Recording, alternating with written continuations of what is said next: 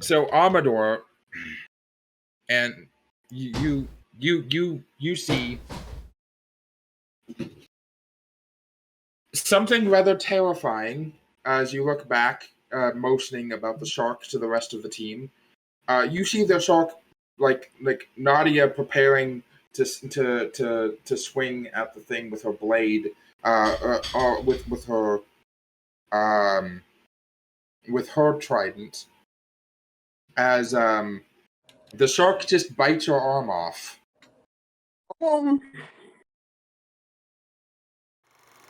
We return to the adventuring party. Okay. Sneak around. Sneak. Okay, they're coming. Run away. Run away. That's the first time I've just like had fun with a match in a long time. There's a kill. Okay, so we're gonna start off by rolling initiative. Again? I don't remember what initiative was It fucking was the giant octopus. 3 weeks ago. 3 weeks ago, or something even longer than that. So Yeah. What I do remember is that I did my blood curse on it. Oh, you did drop your. Let's see, what was it you used? It was like a boil one. Bloated agony. Yeah. Wisdom check.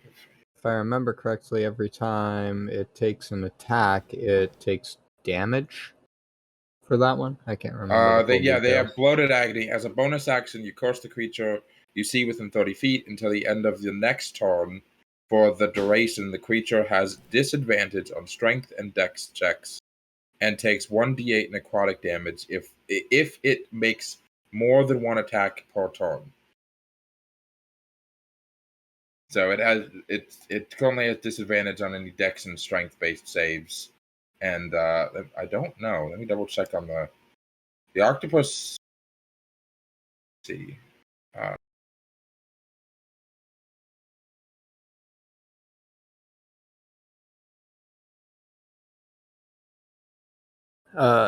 I'll just roll my initiative now. Oh, sweet.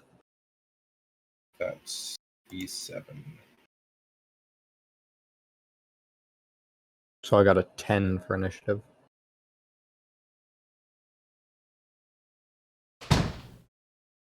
Yeah, the giant octopus does it have multiple attacks? Open the sheet and let me know. Actions. I don't think it does. But regardless. Okay, so you got a 20. Drongo has a dirty 20.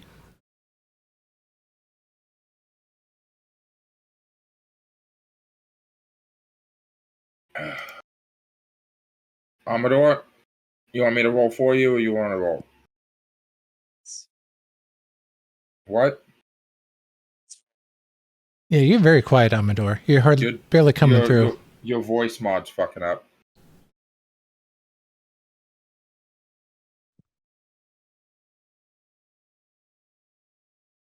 My fault. Does this happen to be any better?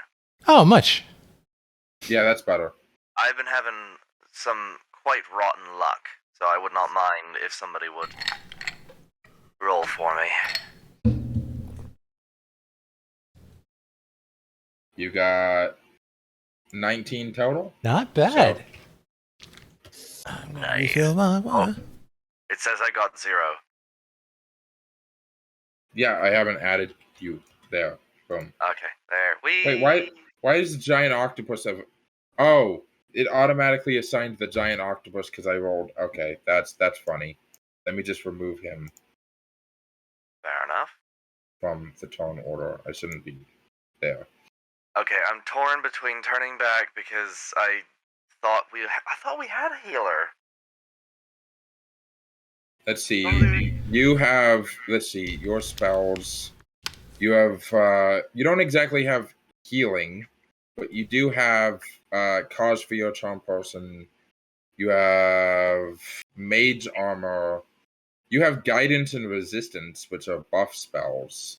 That's right. Crunch has literally only absorb. He has absorb water, Zephyr Strike, fog cloud, absorb elements, create and destroy water. Drongo doesn't have shit. I have enough utility. Misten doesn't have any healing spells. Wizards don't get healing spells. And Nadia doesn't have. None of you have healing spells, actually. The closest you get is Amedore, who has guidance and resistance. Speaking of, can I tell that there's a weird monster thing going on? Like, can I hear some chittering down the hall? I'll get to you in a second. I will. We're gonna die. Amedore, I'm going to click on Crunch when I roll his reaction. Oh. Oh, fuck. Okay, we got this. And then Drongo already went Misten. Let me click on you right here and then hit the +1 button. And then, hey! It's an 18. We And got then this. Nadia. Oh, you're rolling initiative for everybody. I will take the 18. Well, he's offering people to roll for themselves if they want. I can't find I mine. already did roll for myself, and Oh. I got a 10, but Oh, yeah, I didn't see that, so, you know. Yeah. It's what it is. I mean, I'll take the 18. Heaven knows I need that.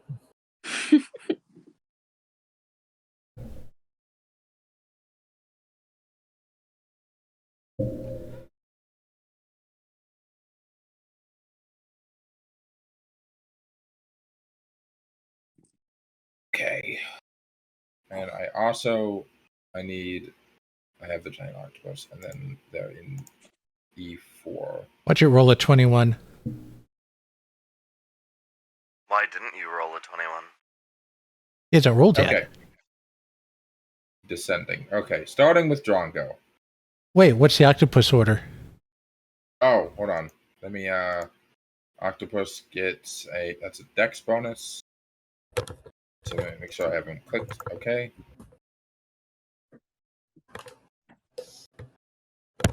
Oh. A 20. I Oh think. boy.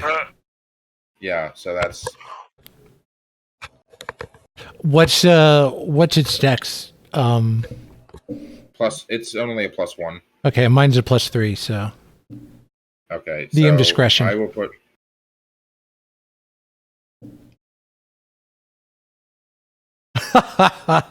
yes, it is. 20.1, 20.2. So you still go first. Yep. Well, she's already raging at this point because she's made her attacks, and she's got her claws out, and she yells at the beast because they're kind of underwater, and a claw swipe is a 17 to hit, That hit. and it's going to be max 11 points of slashing, Sashimi tonight. and That's then. not sashimi. And then with her claw form, she gets to do a second swipe. This one is a nat 1. Ooh. So that ends her turn. As you are the only one who has hurt this thing so far, it's self-defense mostly. Also, out of a desire to not, a desire to eat. So it is going to be making a tentacle attack at you.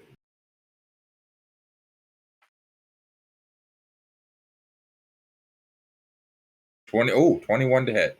Yep, that hits.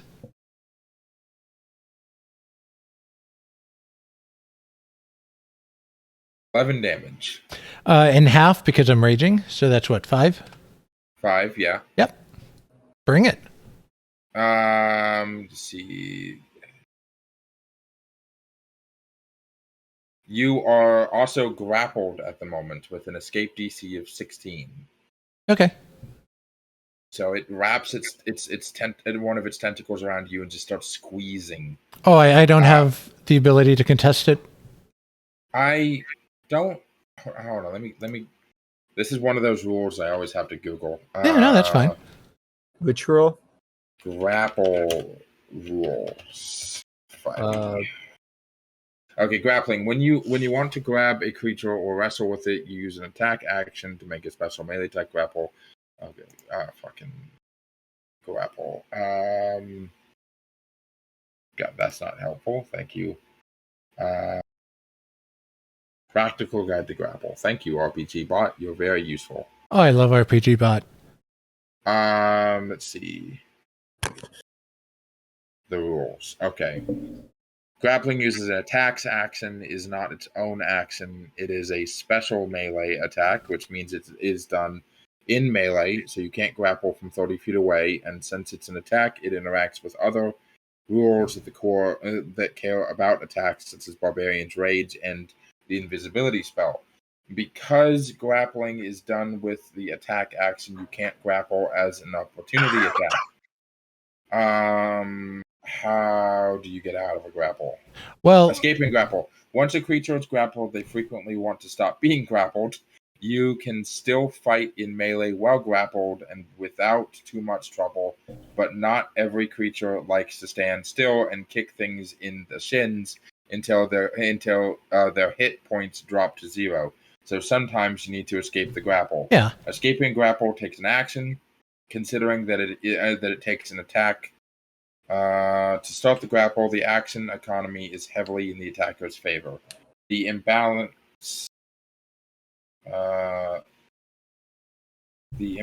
in the you must succeed a strength, athletics, or dexterity acrobatics check contested by their strength athletics. So, but it takes a standard action to do so.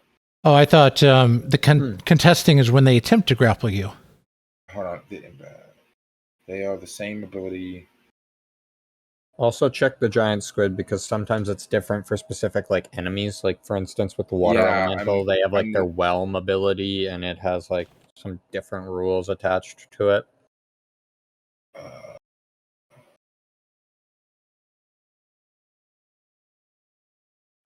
I mean, I'll DM discretion, of course, but I'm just trying to see what the raw is and see if I think that's stupid.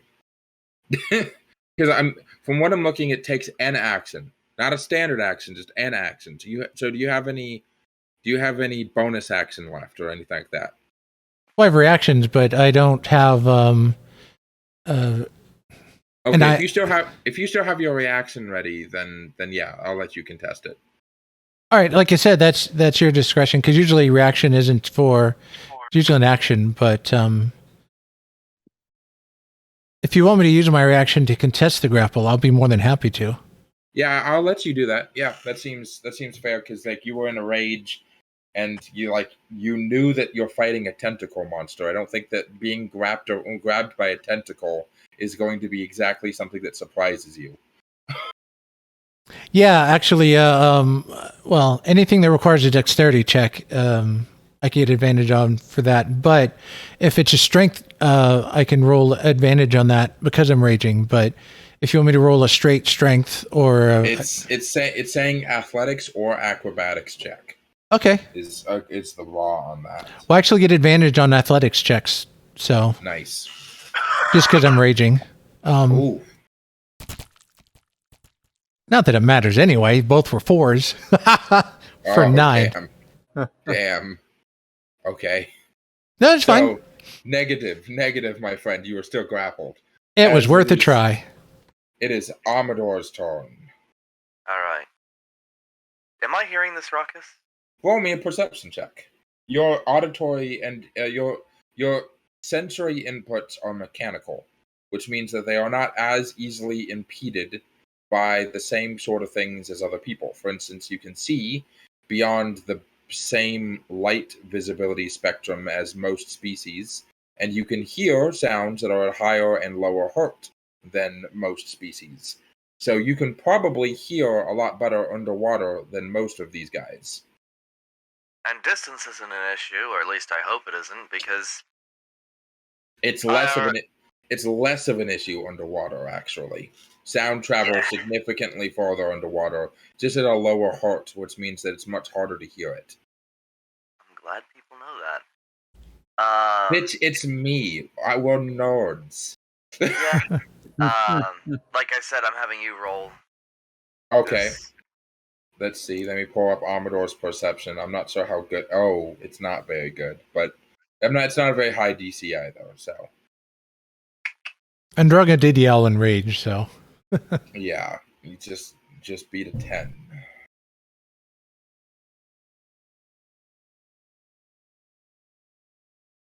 God fucking no! You don't have any fucking clue. You have no idea. You rolled a 1. You don't know. You should don't know roll your shit. own rolls. Well, then I'm gonna sprint down the corridor after the other team.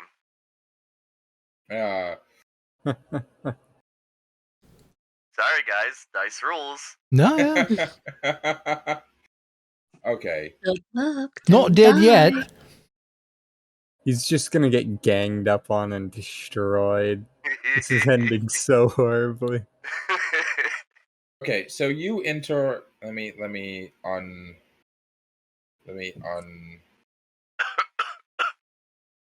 reveal this cavern.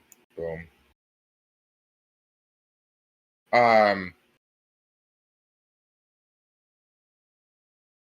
So the walls, ceiling, and floor of this chamber are covered in bioluminescent algae, which emits a faint bluish glow that dimly lights this wide cavern.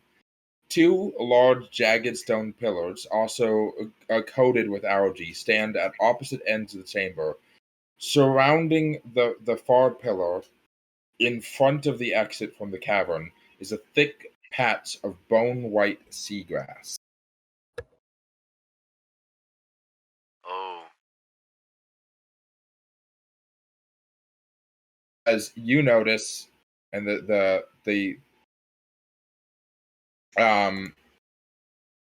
you notice something pretty quickly, and that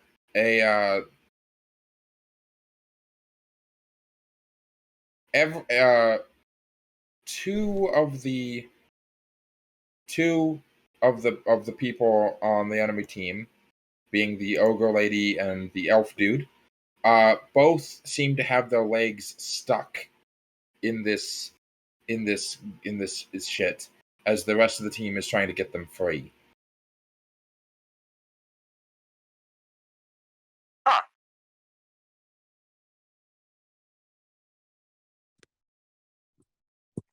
Hang on. Gosh dang it.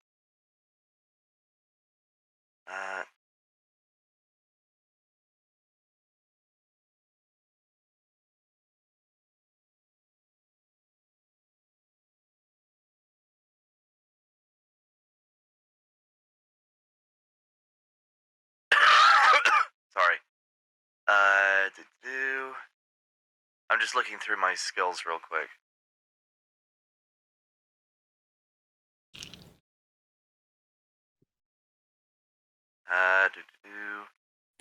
Actions: crossbow, spear, eldritch blast.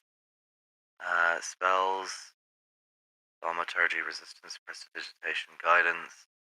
Cause sphere, ceremony, charm person, command, create or destroy water, detect magic.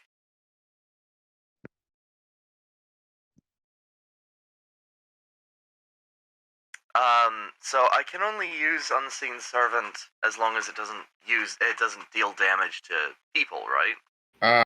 Unseen. The spell creates an invisible, mindless, shapeless medium force that performs simple tasks at your command until the spell ends. The servant Like mowing the lawn. the servant springs into existence in an unoccupied space on the ground within range. It has an armor class of 10, 1 hit point, and a strength of 2, and it cannot attack. If it drops to 0 hit points, the spell ends. Once on each of your turns as a bonus action, you can mentally command the servant to move up to 15 feet and interact with an object. The servant can perform simple tasks that a human servant could do, such as fetching things, cleaning, mending, folding clothes, lighting fires, serving food, pouring wine. Once you give the command, the servant performs the task to the best of its ability until it completes the task, then waits for your next command. If you command the servant to perform a task that would move it more than 60 feet away from you, the spell ends. Okay, but can it mow grass? It doesn't have any ability to do that, though. It only has a strength of 2. Yeah, I mean, it could try to yank the grass out, but like, it probably wouldn't be very effective at that. Okay. Well, I could always try using an Eldritch Blast to break them free. Don't know if they're gonna assume that I'm attacking them, though.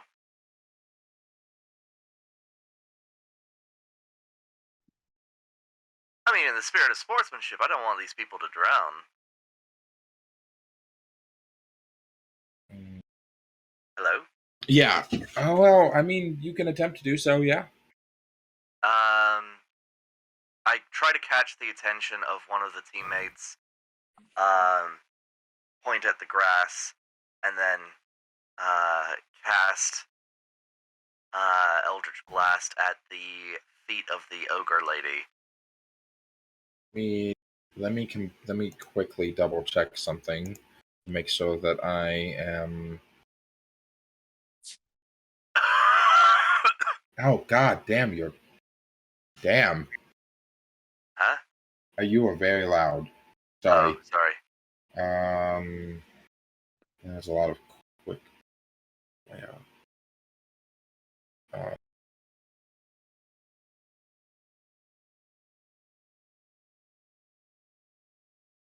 Where is the running rivals? Okay. Dormant. Tier 1 Dormant. Okay.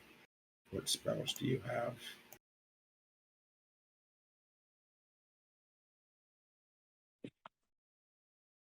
Guidance, Light, Spare the Dying, Bless, Cure Wounds. Okay. Assault.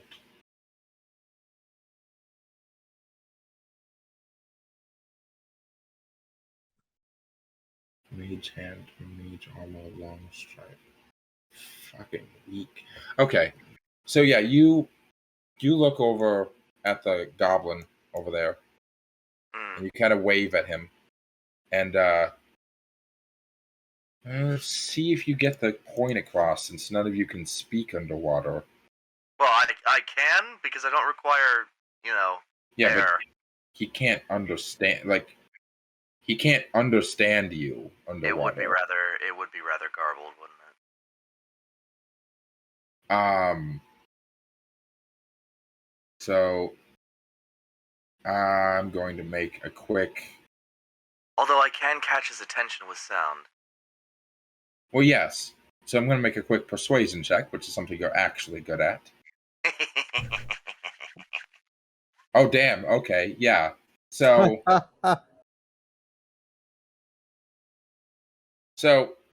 Just pulls a Megatron, and it's just like points at the grass, points at the person, blows them out of oblivion.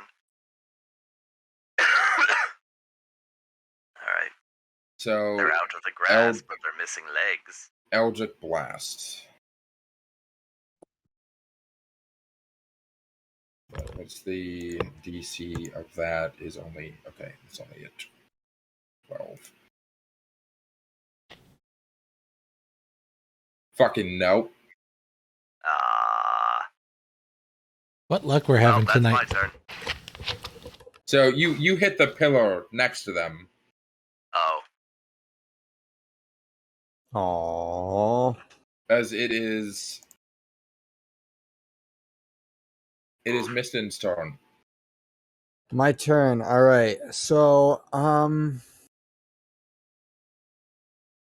I like use my action to I don't know, examine the way the octopus moves?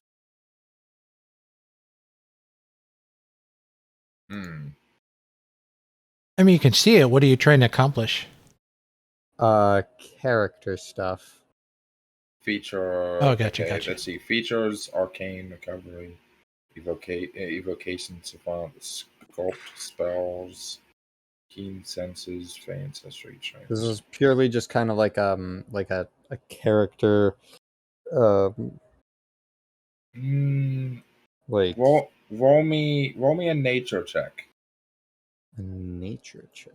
Alrighty. Nature.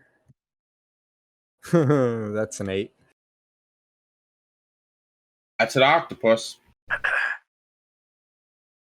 Are you for- specifically trying to get like how it moves and reacts, how its tentacles move and sway in the water. Aggressively. Hmm. For a second, you thought it might have been a squid, but this is definitely an octopus. He's hungry, probably. You're pretty sure he's hungry. Did I use my action to perceive that? No. Okay. Well then I think for my action I'm going to try and I'm gonna take out a crowbar from my backpack and I'm gonna take my peg leg and I'm gonna try and use both of them as like leverage to try and get me up this whirling tunnel here.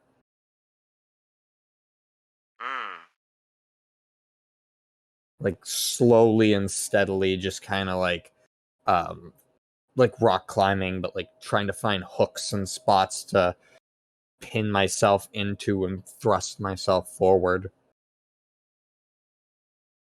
All right. Make me an athletics check. Athletics. It's a Oh, 9. It was almost a 20. Almost a nat 20. But yeah, no, that's a 9. No, man, the current's way too strong. I will reiterate, however, the tunnel rises at a steep incline and contains a strong opposing current. A heavy stone tablet covered in glyphs and wreathed in seagrass rests on the tunnel floor at its entrance. Oh, I did not remember that existed. I will check that out on my next turn, I suppose. Nadia.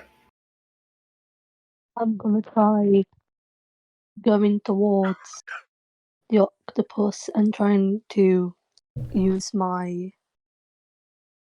what? You're using your what?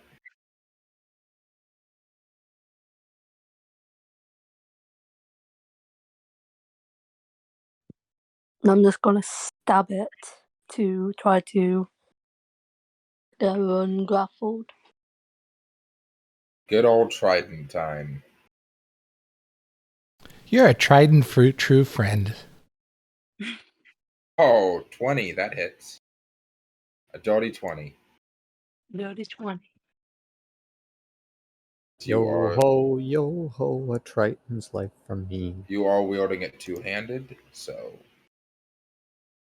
I don't know why I only rolled. Oh yeah, it is a D8. It's 1d8 plus 2. So that's 6 damage.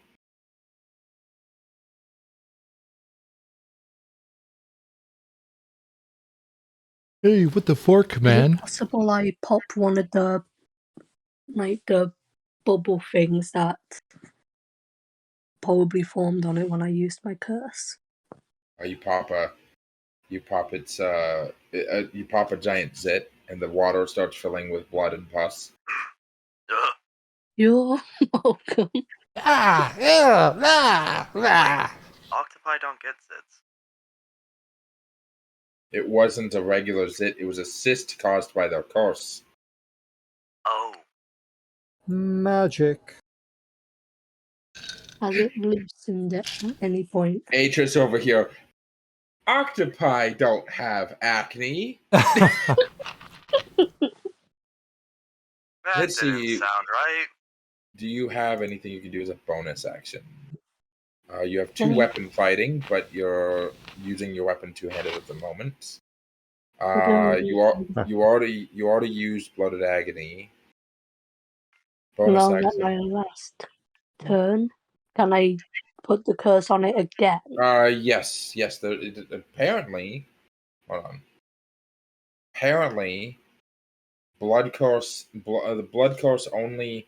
The only downside is that it can only affect one person at a time. So you can continuously keep the blood curse active. Okay, I'll keep it going then. I don't think you can reuse blood curses. As a bonus action, you curse a creature that you can see. Yeah, but I within- think there's like, I remember the wording being really weird for Blood Hunter, but I'm pretty sure you only have a set amount of uses per long rest or something, or short rest. I guess the question is I don't know. she? I might be wrong, and I'll leave it up to DM discretion. But I'm not seeing a number of uses. I'm not seeing. Oh yeah, once you at the bottom of Blood Maledict, once you use this feature, you must finish a short rest before you can use it again.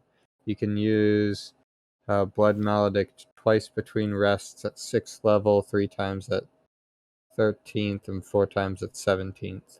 Yeah, but that's not the same thing as the blood curse. Can it be maintained, or is it being recast? That's the question. That's a question. I believe it's being recast because Oh. yeah, blood maledict is specifying you only get so many in between certain levels, but then blood curse you go down there and it does not have that specification because those are two different class features. Oh. Then what does Blood Curse do again? Blood curse, you can invoke a blood curse a number of times for a short rest based on your level. Before it affects the target, you can choose to amp. Oh no, blood maledict. Yeah, no, blood maledict and blood curse. Okay, so yeah, it is only once per short rest. Okay. Okay, that's really weirdly written because they look like two entirely different class features. Yeah, because I'm playing a Blood Hunter, and I always remember this being one of the stupidestly written parts of the entire class. Definitely. Okay, so over to the ranger, at least for now. Okay, so Crunch going to Cruncha, muncha, cruncha, muncha, cruncha, muncha, cruncha, muncha. see how far away is he. He's going to back up to being, so he's about 10 feet from the octopus. Is so he there doesn't take an any active negatives? attack of opportunity? The octopus is already in the process of grappling you. Okay, so, okay. Good. So I'm going to say no. Good. As Crunch is going to make a the longbow is going to be at disadvantage because he's firing it underwater. So that's an 11. Does matching the AC mean that you still hit them, or Yep. do you Meets beats. Meets beats? Yep. Okay, so that hits even with disadvantage. So that is going to be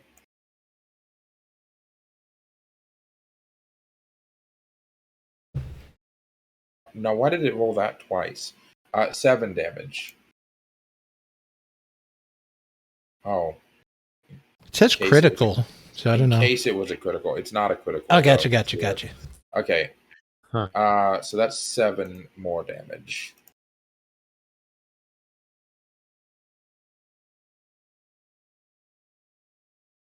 Let's see, does Crunch have any bonus actions? Oh, we can Hunter's Mark. He does not have Hunter's Mark. Oh, gotcha. As a bonus action, choose one creature. Name.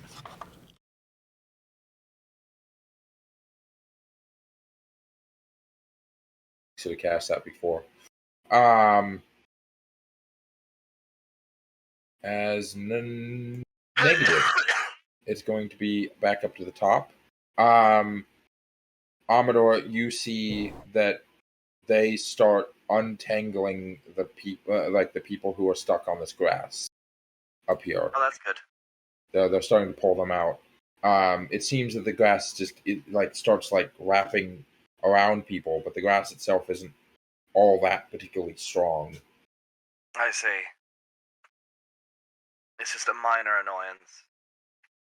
As Drongo, it is your turn. You may make another attempt to ungrapple yourself. No, I mean, all it does is reduce my speed to 0. I can still attack. Oh, that's true. Yeah, that's true. So she's going for 2 claw swipes. Or try to anyway. First is a 9. That does not hit. Nope. Going for a second one. That's a 13. That one does hit. That one does hit. And that is, okay, 8 points of slashing. How do you want to do it? Just right down the face if there's a face. You know, kind of just dig in the claws. Or the main body, just kind of slashing a gash to open it up. As you're sort of hacking away and like chewing. Like I can imagine you're like it's wrapped around your waist as you're like clawing into the tentacle and like biting it and whatever, and it pulls you closer in, intent to like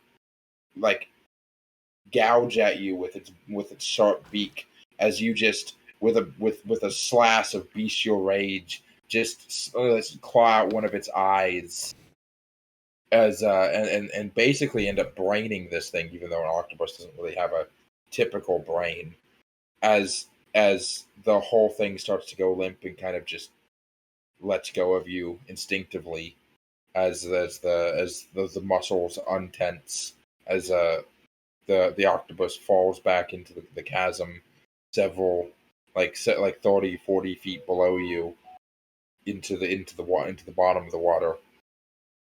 The water in the cavern is thick with blood and mucus and other gross body things. Bah. As you have killed thy octopus. Nice. Well, for my movement, I'm going to try to move up to the tunnel.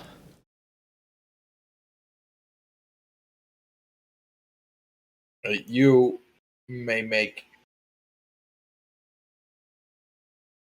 10 feet. Make me an athletics check. And since it's my turn still, and it's the last bit of my rage, I get to roll with advantage. Yes. Come on, dice. And that's a nat 20, my friend. Oh, nice. Ooh. So you just say fuck Carl, fuck this stupid goddamn underwater wave. This is stupid, and just get to the very end where the water starts moving quickly, but it's not so bad yet. And you get to the very end. You look back and your breathing starts to steady a little bit. It's still weird breathing underwater.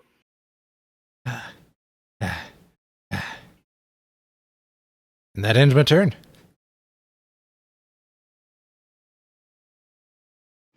Amedore. Yes.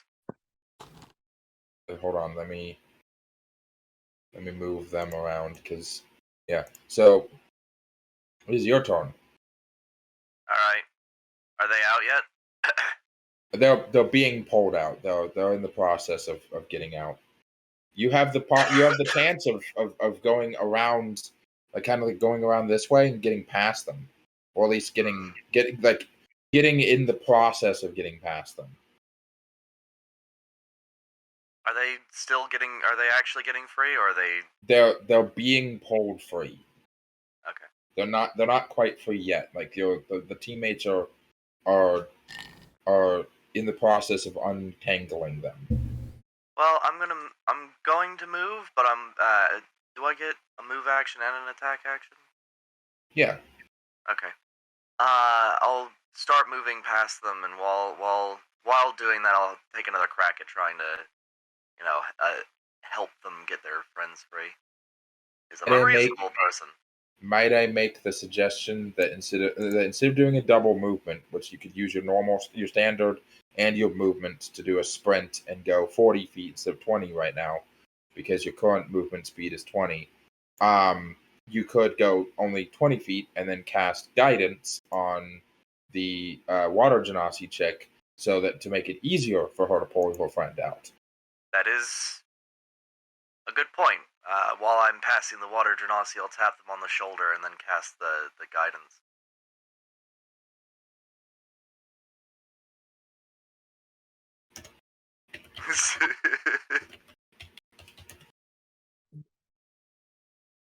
No touchy. As you feel several forces at work, almost mechanically powering this old body of yours. As you reach out and grant a little bit of the power, faith, and trust that has been given to you by others, by your patron, by your friends, by the Kuatoa. As you put a hand on her shoulder, and she turns aggressively to look at you, as if expecting that you'd like try to slug her in the face, but a glint of light kind of beams between her and your hand, as your hand hovers kind of just right above her shoulder instead of not quite touching it. As she looks down at your hand and then back up to you, and with a slight smile, she turns back to untangling her friend, giving you a nod, like, yeah, you okay, thanks. All right. Might have undone the damage from earlier, maybe. Stabs you in the back. Misten. Well,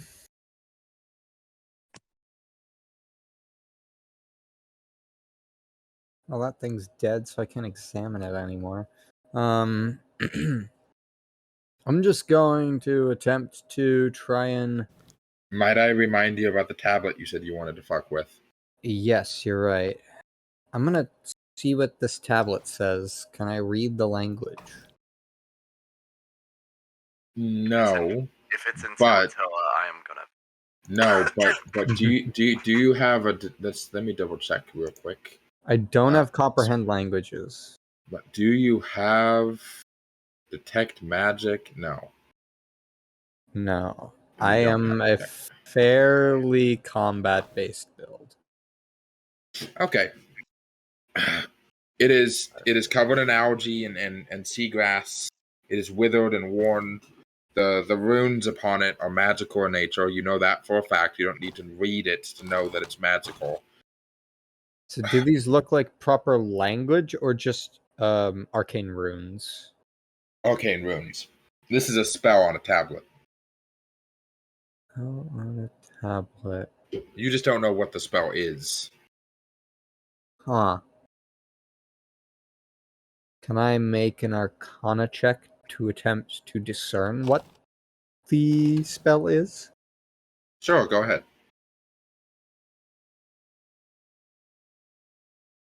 That's a 17. Nice. You don't know the exact spell, but you do know that it's evocation magic. Oh, I specialize in evocation. You see runes connected to both the elemental plane of air and water. More of them are connected to the elemental plane of water. And they are, and as well as a very old rune that you have not seen in a considerable amount of time.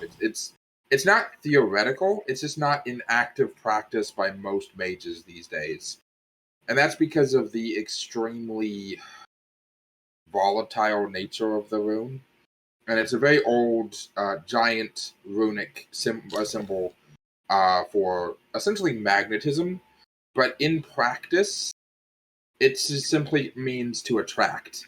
So usually when it's combined with elemental runes and or other magical runes, instead of it alters the spell to, instead of summoning forth whatever it is that the spell would normally summon, it simply attracts the thing that you would summon,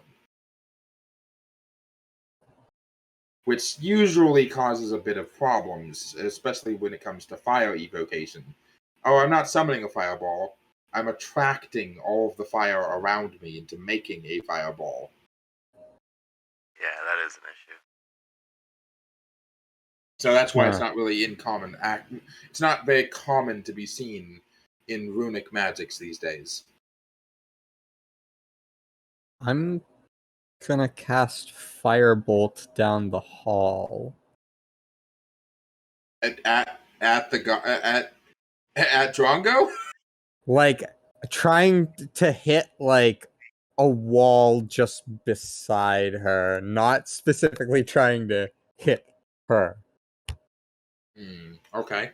Like, see if that disrupts any of the magic just long enough to Well, let anyone you're in- go by. You're in salt water, so the wound would be sterilized immediately. My goal is trying to see if, like, the fire, because I know fire affects it, to see if fire will disrupt any of the magic just to give me a fast enough chance to get through. Unfortunately, it does not seem that the firebolt has any real effect other than not actually making it all the way to the wall. The speed of the water kind of just dissipates the fire before it even gets more than like 15 feet away from you. Although it would probably make a sharp and repetitive popping sound. Because it would be boiling the water underwater. Interesting. Right? Yeah, no, that's very. The water. You have successfully made the water a little hotter, considerably hotter, actually. Well, not to a point where like you guys can't go through the tunnel anymore, but the water. Now the water isn't just bloody; it's also warm. It's a hot tub. It's a hot tub on a period day. that Well, then, I guess I'm just gonna use my movement to try and go through. Okay. that's not what I was suggesting. I was suggesting that the action of doing this might attract Drongo's attention because when you do that, right, it makes a very weird sound, and I'm pretty sure somebody would be curious, right? I mean, yes, but you're also a considerable distance away.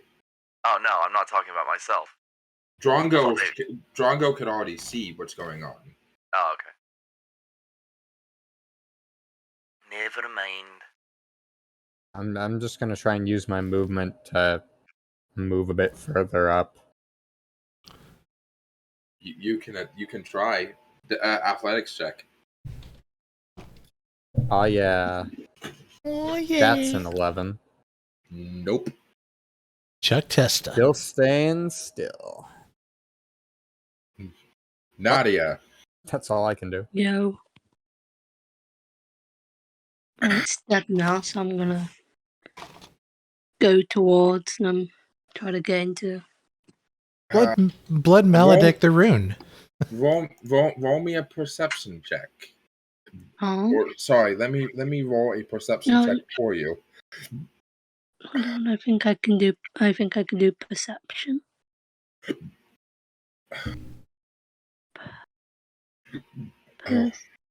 Perception. Where am I? Oh. A 9?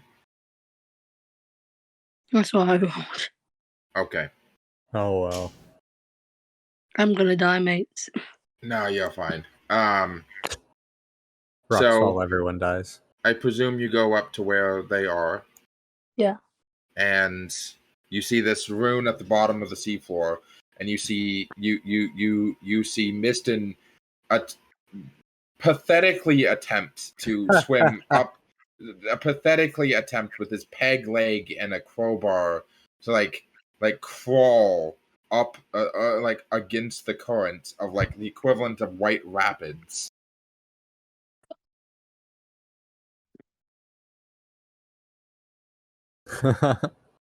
As what are Just you gonna going to do? watch. Laugh. Hey, okay, you spend your turn watching and laughing at Misten.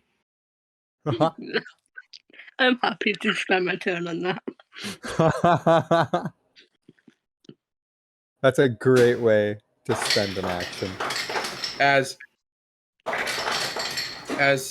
Crunch looks at you and just shakes his head, and he pulls out his short blade, and he makes a hack at the tablet. Okay, that hits. I'm gesturing at him not to do it because I know that one rune was volatile in your own words. Yep. He takes his sword and with one swing, well, not so much a swing, one pierce, breaks it in half by stabbing it right in the middle, splitting the summoning rune, and immediately the current dies. As it comes to your realization that the rune was acting as a gravitational force pulling water from a specific direction. and without the rune, there is no current. Hiya! What? So we're going to What?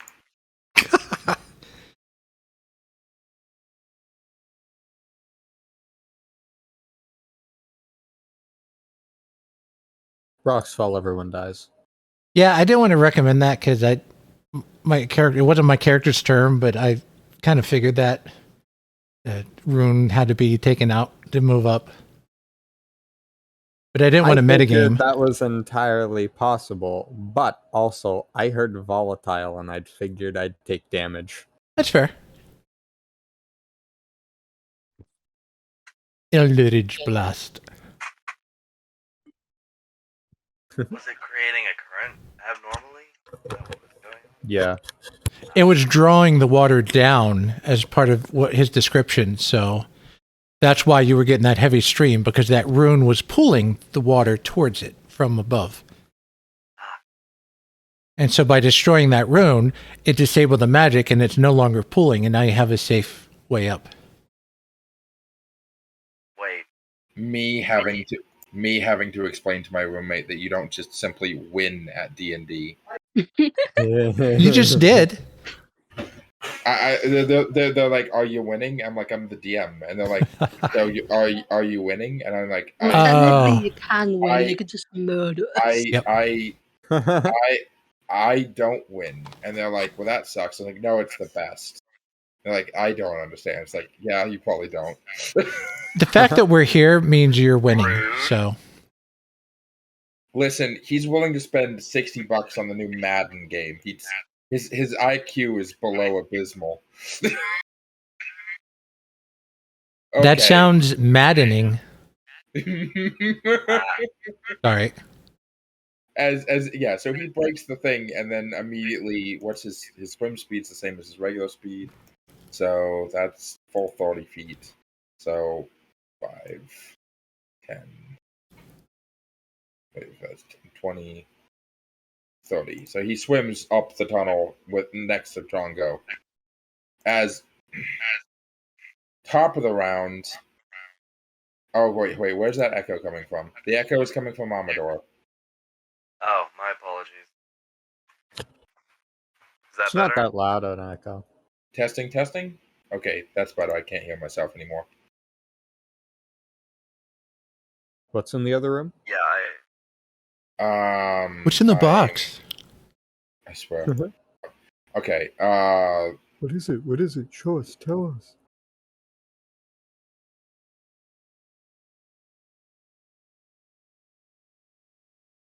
As you see that that echo is still there. Here.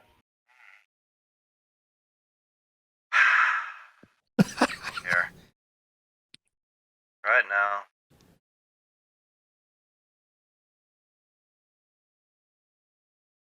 Hello? It's much better. Yo. I'm gonna end up spending 3 turns laughing. Gonna be great. As you see that they managed to pull both the ogre lady and the elf dude out of the grass. Out of the grass? Yay! Drongo. And, well, he's not here anymore. But. Yeah. Wait, hold on. you said that like somebody fucking died. He's not with us anymore. He's not with us anymore, the way Boomy's about to be.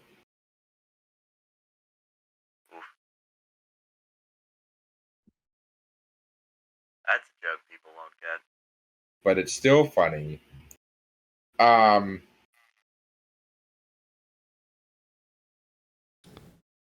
This tunnel opens into a smooth-walled cavern that appears to be a dead end.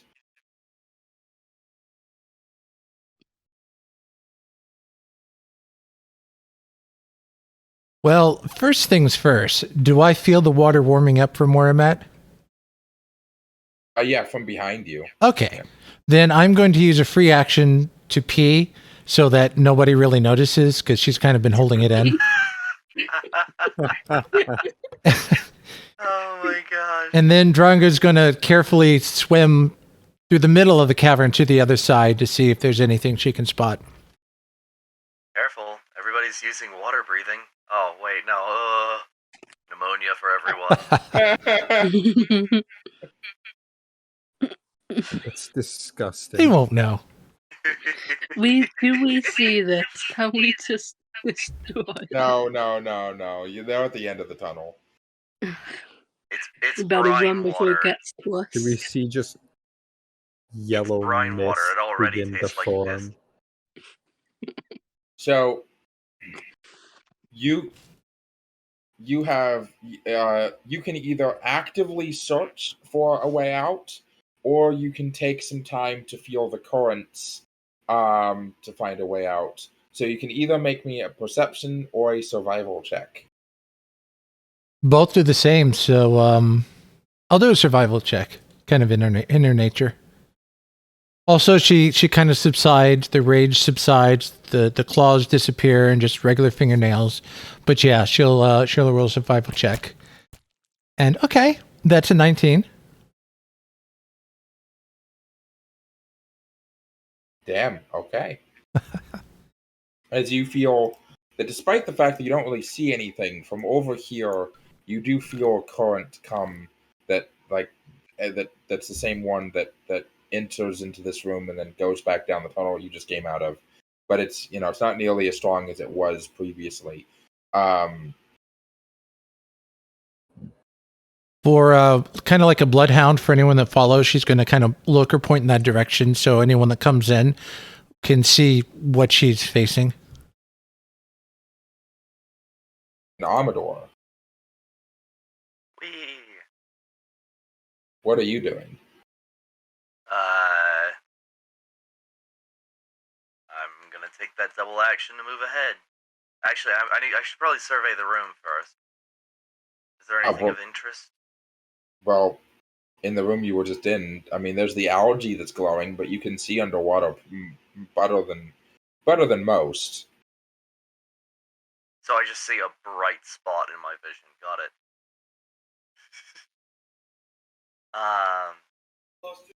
Yeah, double action for movement. So you Whoa. swim all the way. Hold on. How the fuck did I Zooming. do that? Dash. Because Engaged hyperdrive. What the fuck? Because dash action lets you double your movement speed, and your movement speed is 20, so your movement speed became 40. Duh. He has no resistance to water. He doesn't have movement halved. That's why his movement's halved. I believe. Wow. I don't believe any of you have any. I'm not sure. Well, I'll take it. I can. I don't need to breathe, which I suppose is a bonus. So I guess that But, came at the cost of. Whoa. Okay, What? okay, all right. So this tunnel opens into a cavernous space. Rays of moonlight shine through a wide crack in the ceiling, which sits 10 feet above the water level. One side of the wasn't it daytime when we started this? I think it was It was encroaching. like Oh, evening. it was sunset. Yeah. Oh, okay. It was One side encroaching on evening.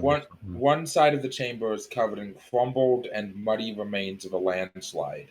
As you swim into this area, ripples course through the water as more rocky debris begins to slide slightly towards you. So, for clarity, it is all these ripples that you see in this room. Oh yeah. over Okay. here. I thought it was that's like an auditorium. No, it's a landslide. As it is now Misten's turn. I'm going up the thing, full dash. Let's see, what's Misten's movement? 20 right now. Didn't you say there was like some sort of sparkly thing at the very bottom of that pit? Oh yeah, you can go after that if you want. Can I make another perception check to see what it is?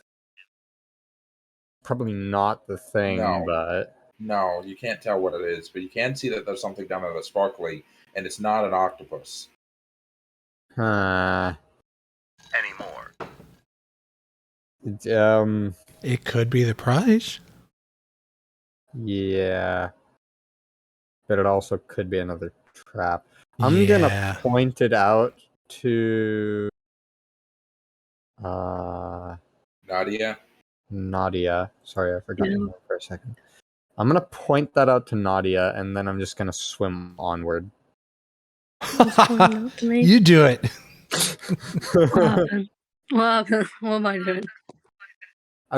I am ushering you to try and go find what that sparkly thing is. Bitch. That's 10, 20, 30, 40. Yeah, you're able to get right up in there next to Drongo.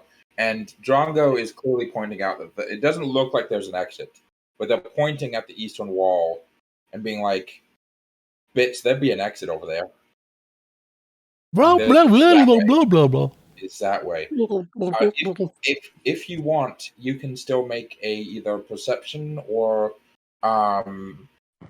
is it hold on, what was the other roll? Hold on. Survival, I think you said. Survival, yeah. You can make either a survival or perception check if you want. They're pretty low DCs, all things considered. They're both wisdom, so it's the same thing. I'm gonna make a perception check, I suppose, then. Could be a specialty. Perception. Oh. Yeah, What? good job. Oh, damn it. What was it? Oh, 3. It was so close to being a 20. It got caught on the corner of the screen. I thought it was a 20. That's why I was like, oh. You happened to breathe in urine and it interrupted you. You're pretty sure that Drongo is probably right. You have no idea. I don't even know that that's an exit. I'm just looking. No, you don't. You definitely don't see an exit, but you definitely see that they are pointing in that direction. So for all I know, they're pointing at some sort of puzzle that needs to be solved. So that's kind of my direction of where I'm pointing, but where I'm looking. But yeah, that's all I do. That's all she wrote. Nadia, are you gonna go look for that shiny thing at the bottom? Yeah. All right. What is it? You swim down. Silver stick. you search the bottom to find a pouch. Kind of a purse that has another like another small pouch inside of it. The purse contains 57 silver pieces, which I will add to your inventory. Hey, it's pretty good. My But what bitches, you got me to get it's mine now. Yeah.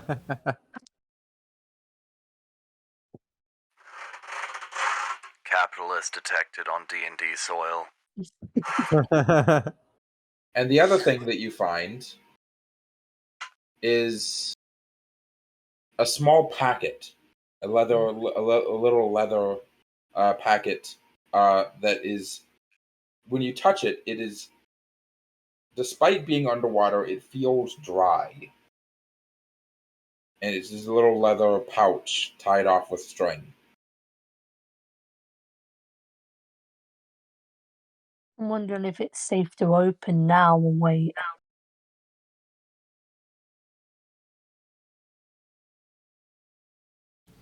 I'll wait.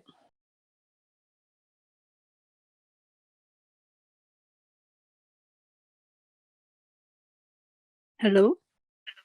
Yeah. Lou. So I'm gonna out of character. I can tell you, the item is called the Dust of Dryness. Oh, What does it do? I will be adding it to your inventory. What does it do? I can't tell you what it does. I'll just read on it then. It dries you. If it turns the water to sand, I'm gonna cry. I don't think I can breathe sand. No.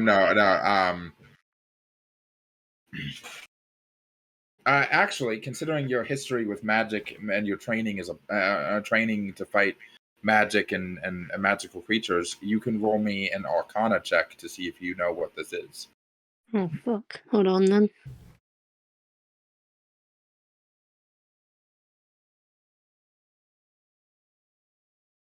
I need to get the freaking 14. identify spell, and then I can help better with this stuff. Okay. So, the Dust of Dryness is an uncommon, wondrous item. The packet contains 10 pinches of dust. You could use an action to sprinkle a pinch of it over water. The dust turns a cube of water 15 feet on a side into one marble-sized pellet, which floats or rests near where the dust was sprinkled. The pellet's weight is negligible. You can basically dehydrate water. Yeah, I My love it. question is, what's the point? Someone can use an action to smash the pellet against a hard surface, causing the pellet to shatter, releasing all of the water that has been absorbed. Doing so ends the pellet's magic. An elemental composed mostly of water or water-like substance that is exposed to a pinch of this dust must make a DC 13 Constitution saving throw, taking 10d6 necrotic damage on a failed save, or half as much on a successful save. you could also theoretically use it to clear one of the rooms underneath here for like a second so that people can take a chunk of air. Perhaps, maybe not. I know that it says that it sucks up the water, so maybe not. Now, next question. Can I eat it? Ooh, Prepare to die. that would hurt. Yeah, Well, you would probably die. There is something like that in real life called what is it? It's desiccant. That absorbs moisture and air, and they come in packets of beef jerky, and it can be very, very painful. But if you have like a pellet of water, you can use it to like extinguish fires too, possibly. So it's got uses. Just during this whole time, she's just hearing all these voices in her head. I'm sorry. It's like, should I eat it? No, she just puts it in the bag and probably Okay. swims back up. Nadia's movement speed is 20 at the moment. So, it pretty much takes that to get down there and back up. But there's no more current here, so you're fine. As Crunch, let's see if he is going to. He's going to make a, let's see, perception to 4 or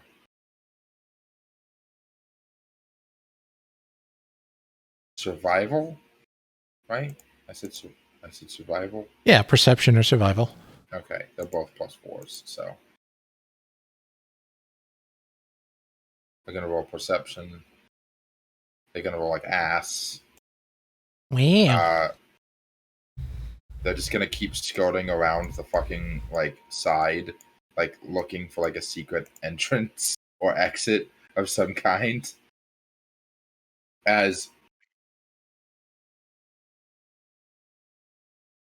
you, Amedore, you hear the or slash see that they are coming down the tunnel now behind you. Nice. So the landslide, right? What was the information that was given about it? That it just looks like a landslide. Yeah. Well, you mentioned it was a continual, slow-moving landslide. Yeah, no, there's still stuff there's still some stuff kind of coming down from it. So this happened recently, which means that could be the right way to go. I surveyed the room and noticed the. Wait, hold on. I was letting you know because it was their turn. It's not your turn yet. Oh, okay. It is Drongo's turn. She swims towards what she saw earlier. You see that there is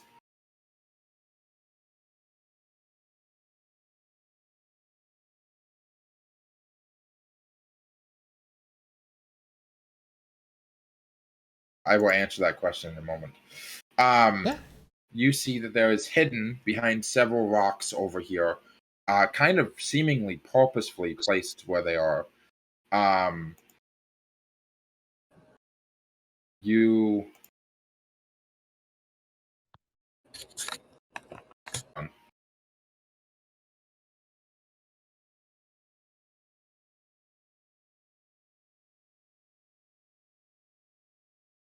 you see a very narrow and dark tunnel. It's like 80 feet below sea level. Well, I'll keep going if it's self-movement, using my dark vision if possible to keep going. Do we all just see like Drongo like pass through an illusory wall? Or... It's not so much an illusory wall, more so like it looks like there's just a bunch of like rocks, and they kind of slide behind one rock and like and then disappear. All right.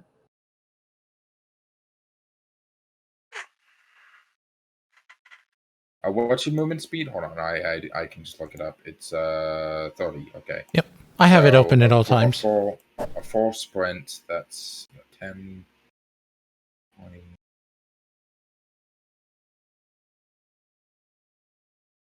And even in darkness, I should still be able to see grayscale up to 60 feet.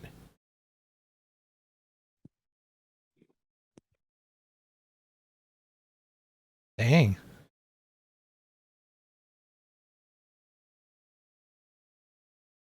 And off the map they go. Ah! Now they're just over on the other side. Drongo on the other side. As now it's your turn, Amedore. Okay.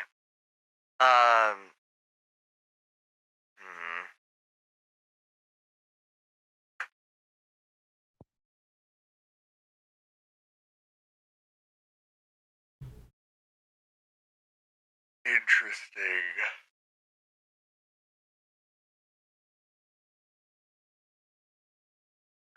Amedore is actually going to investigate the landslide because they have a little bit of time. Just a wee about. Making sure that's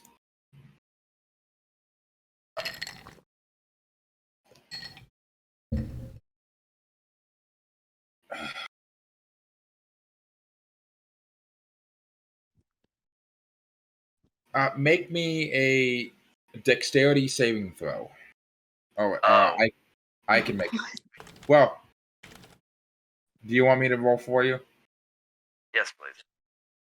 Not again. Nat 20. Let's Not go. again. Silly nat 20. Okay. So you continuously avoid falling debris from the ceiling of this room, and you're not being hit by any of the pieces. Well, the other team kind of halts at the entrance to the cave, kind of trying to scan the room to make sure that there's a safe way out. They seem intent on just making a break for the other tunnel. The landslide that seems to be plaguing this chamber have slightly blocked the exit, but only a little bit. Can I get a investigation check from you? Of course. Where is that?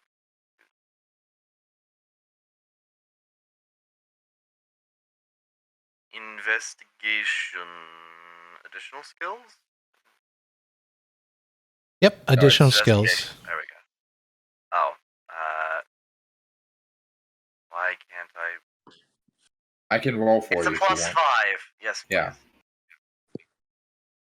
I am useless. 14. Okay. So not only do you immediately see that the exit is this way and is sloping down, despite being slightly covered by a little bit of the debris, but you also see that up here at the very top of the landslide is a slight entrance.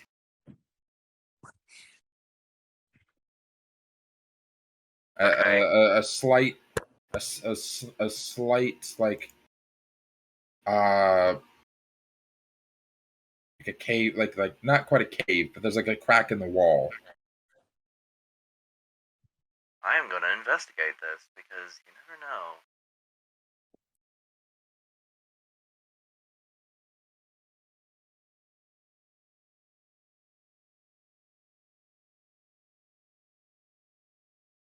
You find a cave that in it.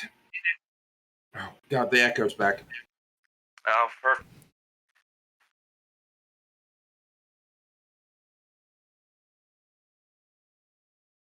Okay. I've turned down the gain, so it should remove the echo. No, you're fine. You're fine. Okay, so in the cave, you see two things partially buried under some rubble.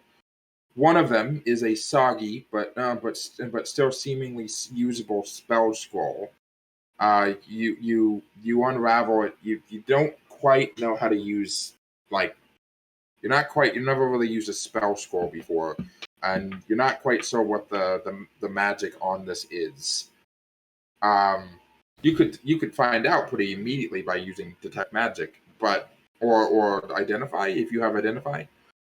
But you do know it's a spell scroll, and there's also a vial containing a strawberry red liquid.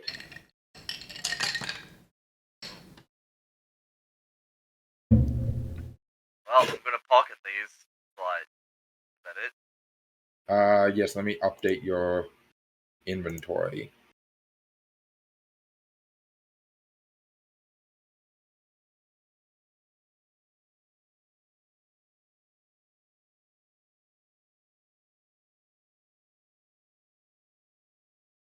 The fuck? Hold on.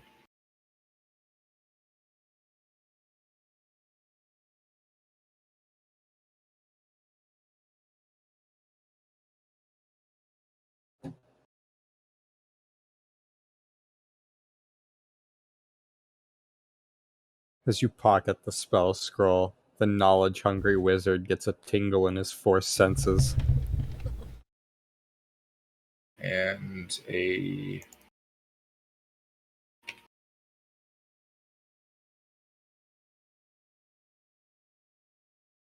there you go.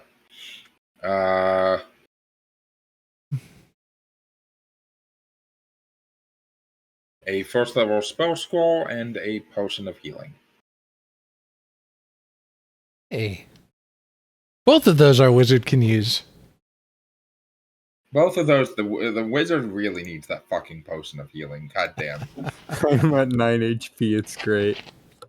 Hey, I'm gonna that's walk into a room and instantly die. as it is your turn, Misten.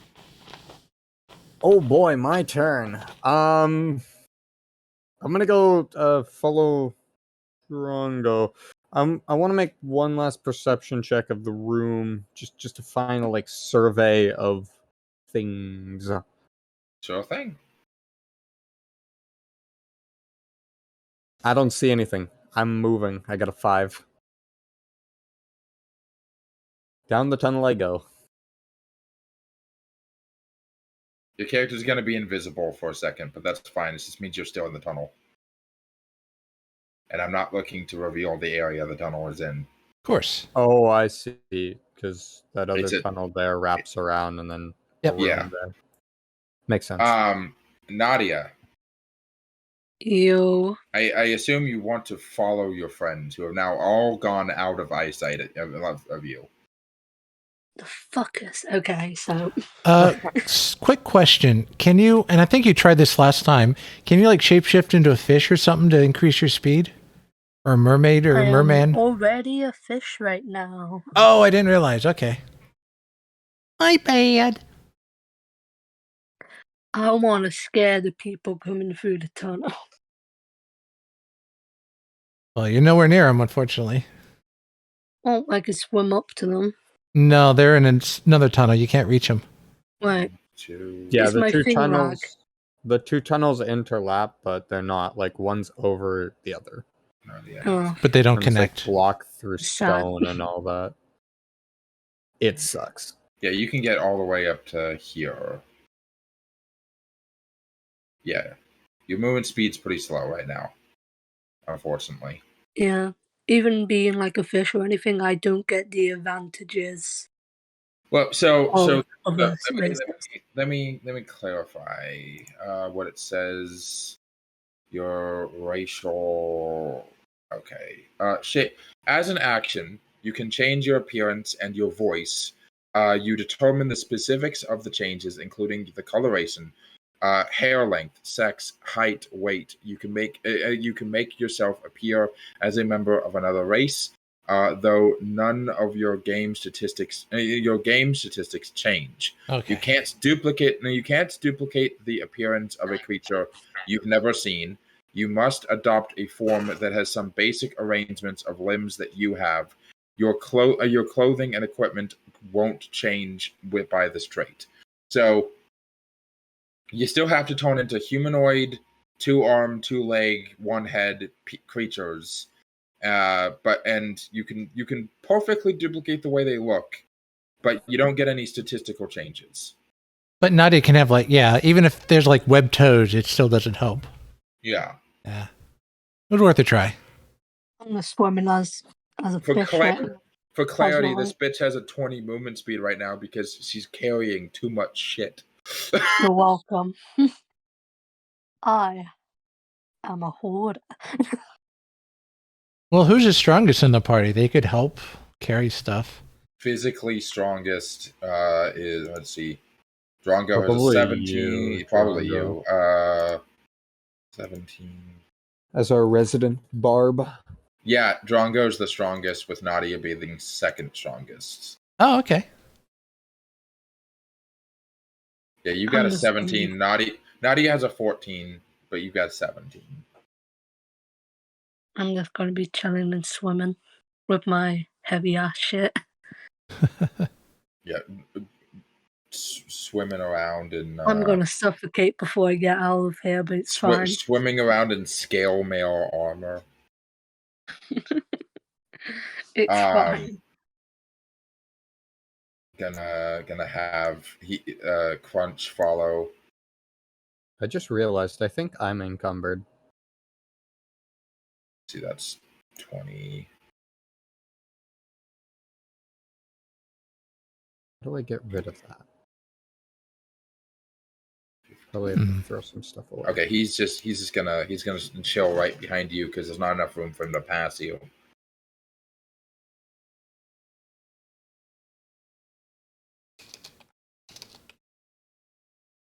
Let me test something. As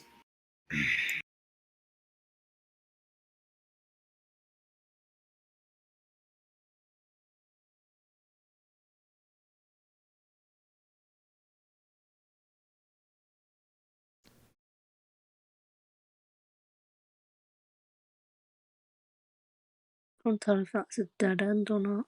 Out of character. as Drongo, it is your turn. Oh, Bless you. thank you. Yep, just gonna keep moving forward. Just keep swimming. Just keep swimming. Blah blah blah blah blah blah blah blah. Moving Just swimming on up. into black blodgers. As I can finally reveal. How can I delete this? Oh. There we go. 8. Grumptious.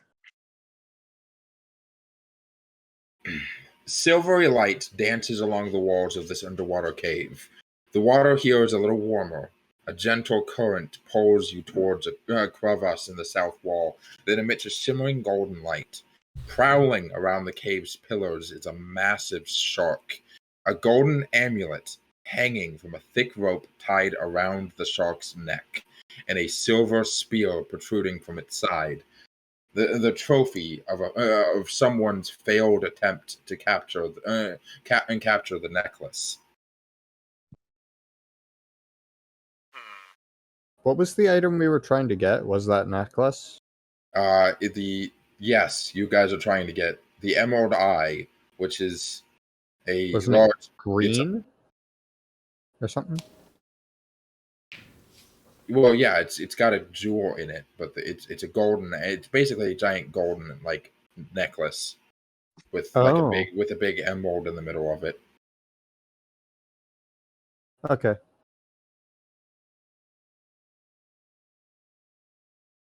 Do I have it in action? Yes. Can I attempt to persuade the shark, motion at it that I want to remove the spear from it? Like I'm trying to help it. Use kind of like my beastal. I mean, I don't have an ability to talk to animals, but see if I can't convince it that I want to help free the spear from it. Go full aqua on it. Is that an animal handling attempt? Could be. It's at your discretion. So what are you just trying to remove the spear? Well, I'm trying to encourage the shark if I remove the spear, I'm trying to get it on my good graces, that I want to remove the spear and help it. Roll me animal handling at a disadvantage, considering the fact that you not so long ago were swimming through some very blood-filled waters and still smell like octopus blood. Very fair. 7. The shark, the spear embedded in the side of the shark is giving off a silvery light of 10 feet around it. So upwards to like just the edge of where you're at, you're just in the darkness. So it doesn't really see you, but it definitely smells you. But about 10 feet around the shark is like well lit, and everything else in the cave is pretty dark. As we are going to move to Amedore. Before we do, so I don't see the shark reacting or looking favorably toward me. No. Then it's deciding if you're like it. You can tell that it knows you're there, but it doesn't seem to particularly care too much about the spear, and it seems far more interested in the smell of fresh blood than your attempt to fix it. Then I will use a bonus action to rage. I would like to raids, please. And with this rage, she still hulks out. She gets a little scaly and tough. But this time, a 10-foot lizard-like tail spawns beneath her with a barb at the end, and it snakes back and forth like a scorpion. And that ends her turn. You're like halfway to being a Simic hybrid.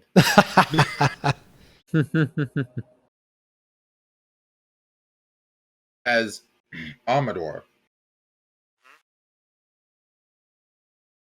you have your prize at the top of the hill. It doesn't seem that the others have seen the exit yet, so you could make just a dash for the exit if you wanted to.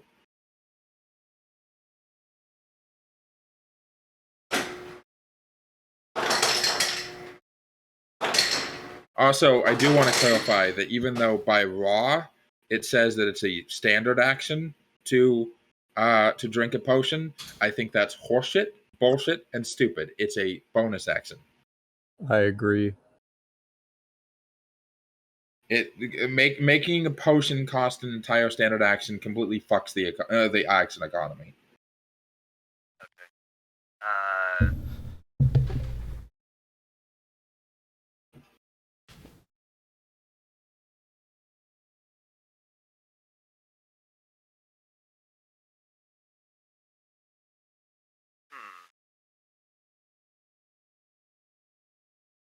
Amedore. Where am I specifically? Am I like halfway out of the mound? You're like at the you're like your head. You're no longer like poking your head into this little cave. You're just at the top of the avalanche, basically. All right. Well,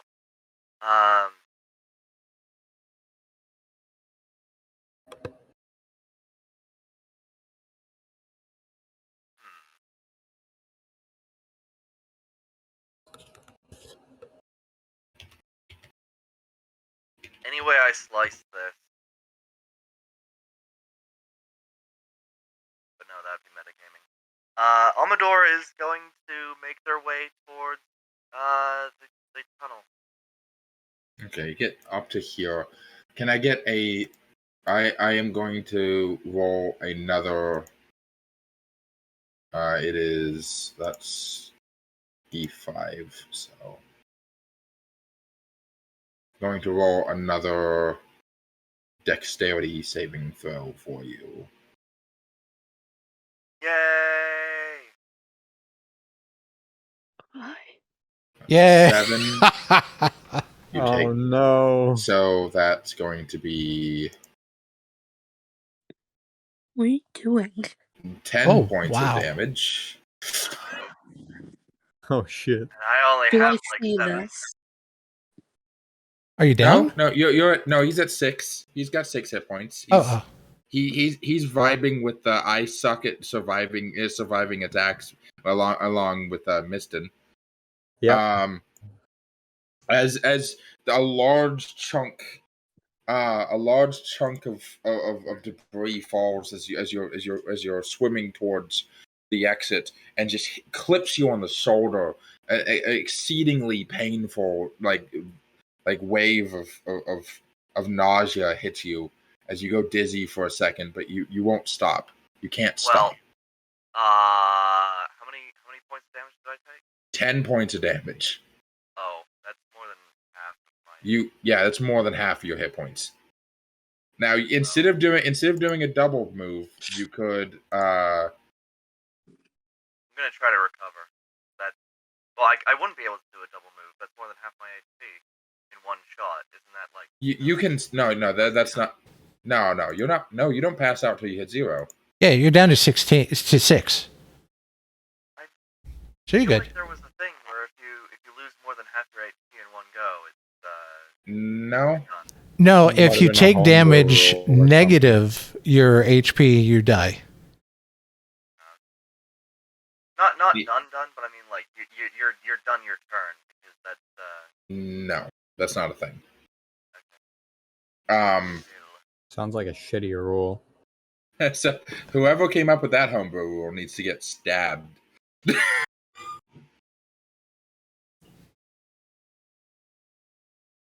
Just like whoever decided that whoever wrote up the new Unearthed Arcana, like Jesus Christ.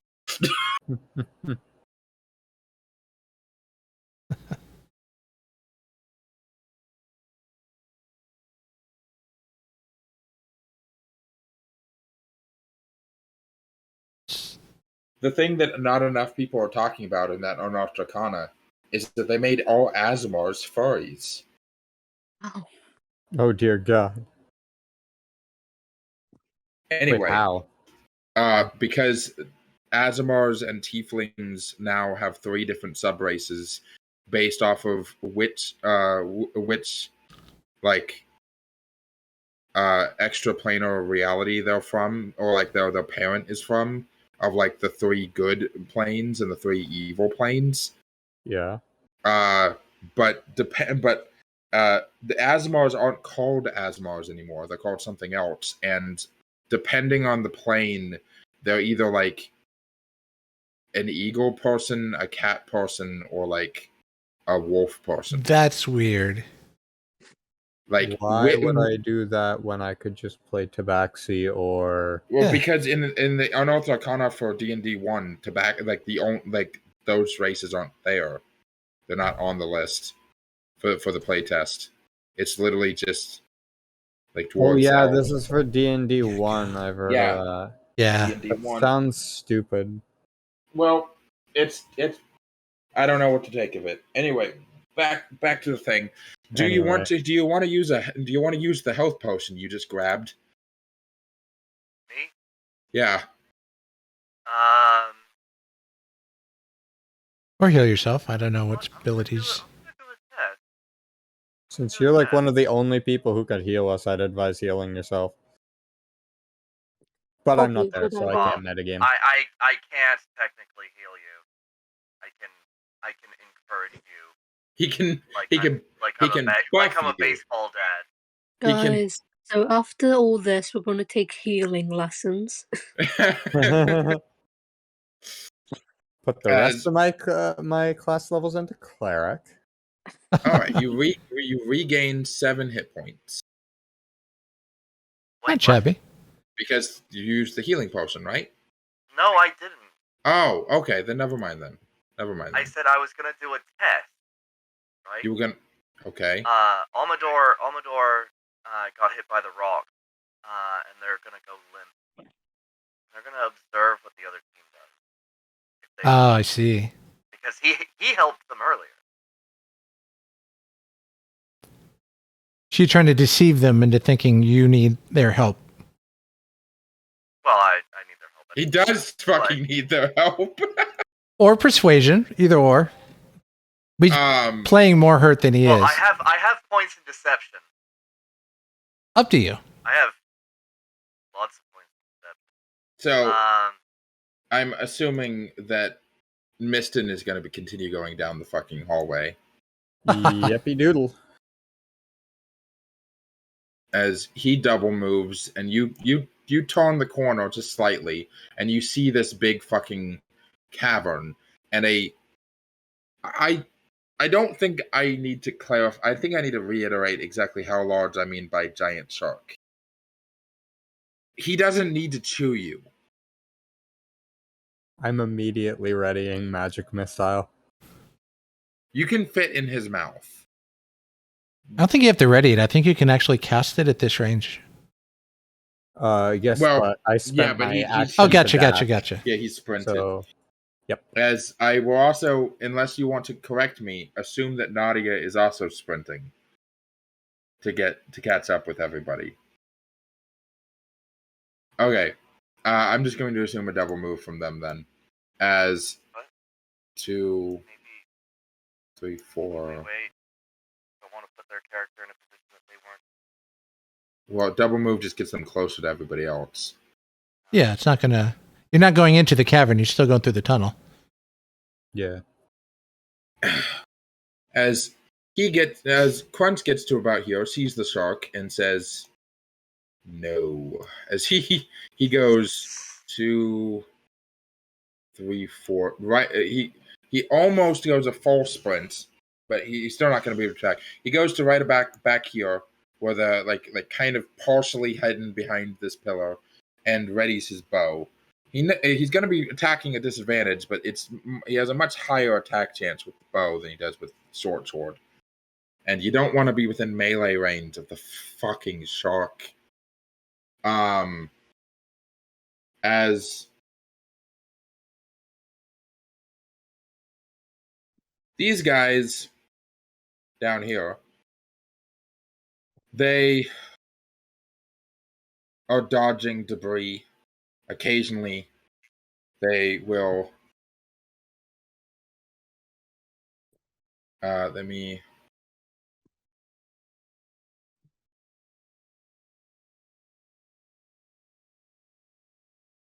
Oof.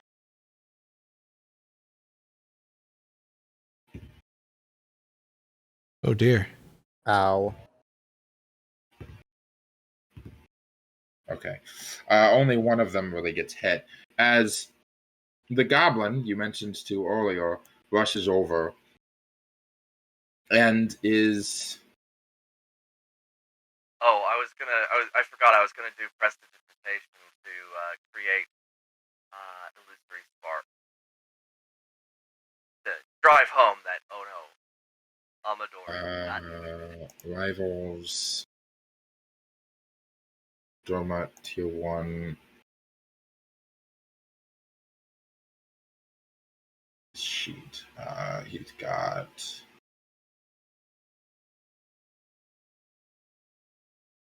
He looks conflicted for a moment before casting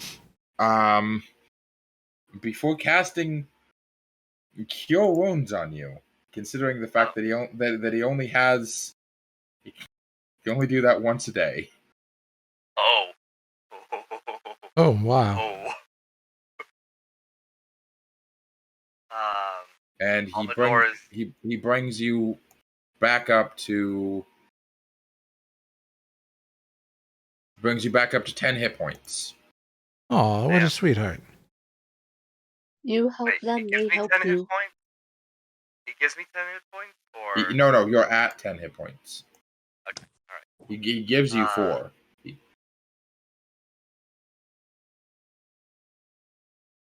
As he kind of a bright glow emanates from his hands as a lot of the damage on your shoulder repairs itself as he kind of shakes you and looks at kind of looks in your face, moving his hands back and forth to make sure that you can actually see him.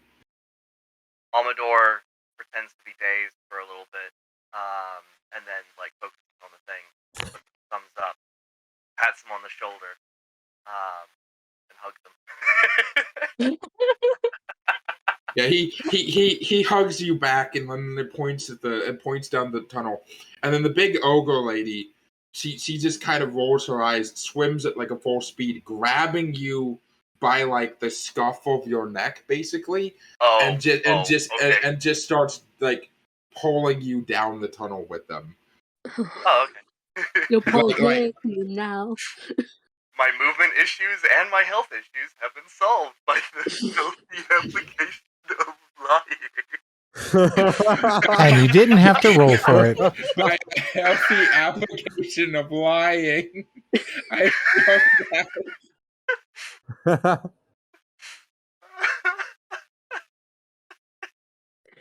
Meanwhile, we get attacked by a shark. I love playing, robot characters that are just charismatic because for no fucking reason people love them. I don't understand why. Oh shit, they zoomed.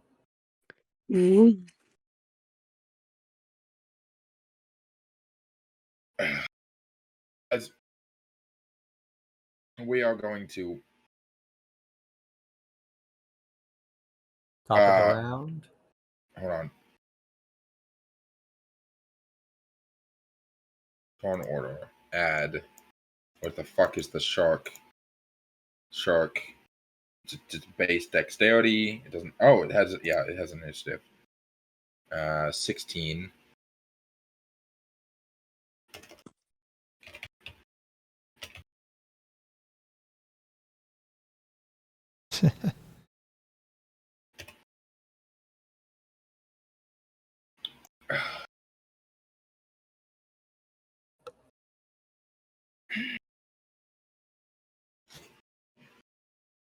As Drongo. Yep. Being nice, being devious. My turn. Indeed. I'm going to swim up to the shark and try to grab the necklace if I can. Oh. Now, because last round I was not attacked or attacked, my rage ended, but I'll use my third and last rage to maintain my tail rage as a bonus action. But then I will swim up and try to grab the necklace.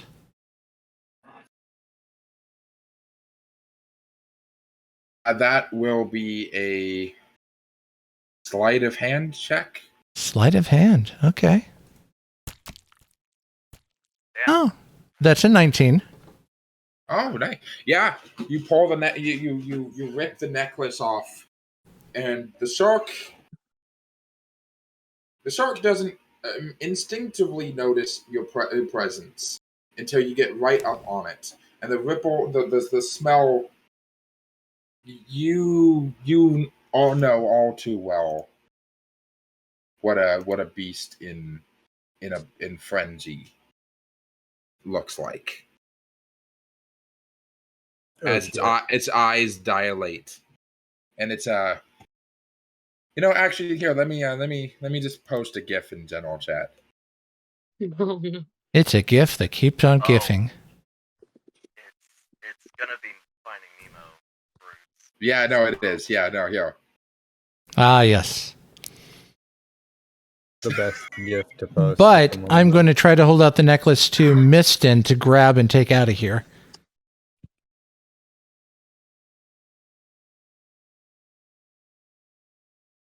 Not Misten, Crunch, since he's the fastest swimmer.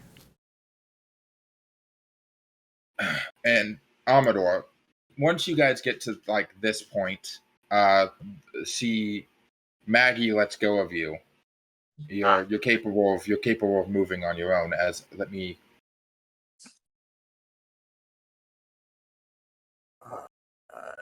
Oh shit. All I can imagine, right, is when they try to cast. Oh, hello. When they cast heal on Amedore, is like the magic floating around for a moment, making like a cartoonish like question mark, exclamation point, wandering around, grabbing the bits and bobs of Amedore that fell off, and then rearranging him, and then just like, yeah, sure, fine, whatever. This isn't flesh. I don't know what to do with it.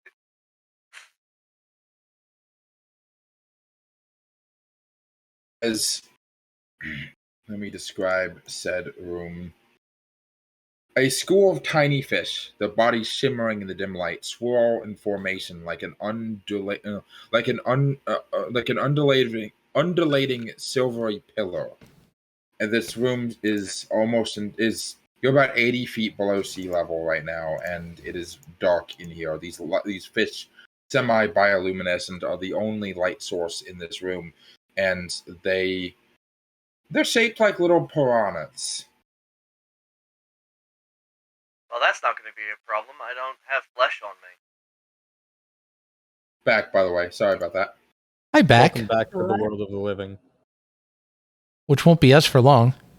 Hey. I'm just at the entrance. Also, unfortunately, thaumaturgy cannot be used to any effect that actually causes damage. Yeah, it's a cantrip, so that makes sense.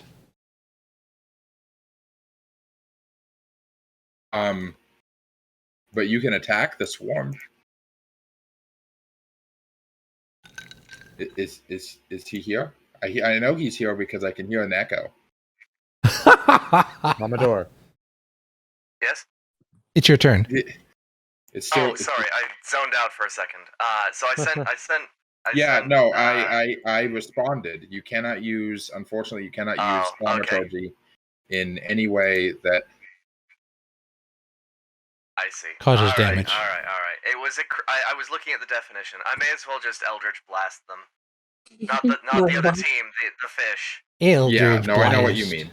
I know what you mean. I wasn't assuming. Amedore becomes a betrayer. Oh fuck, that's only a 6. No, you don't hit. They go around your attack. You shoot the blast of arcane energy, and they kind of just Are they aggroed on me? probably. Then perfect. I can't. I'm not flesh. Piranhas don't mean anything to me.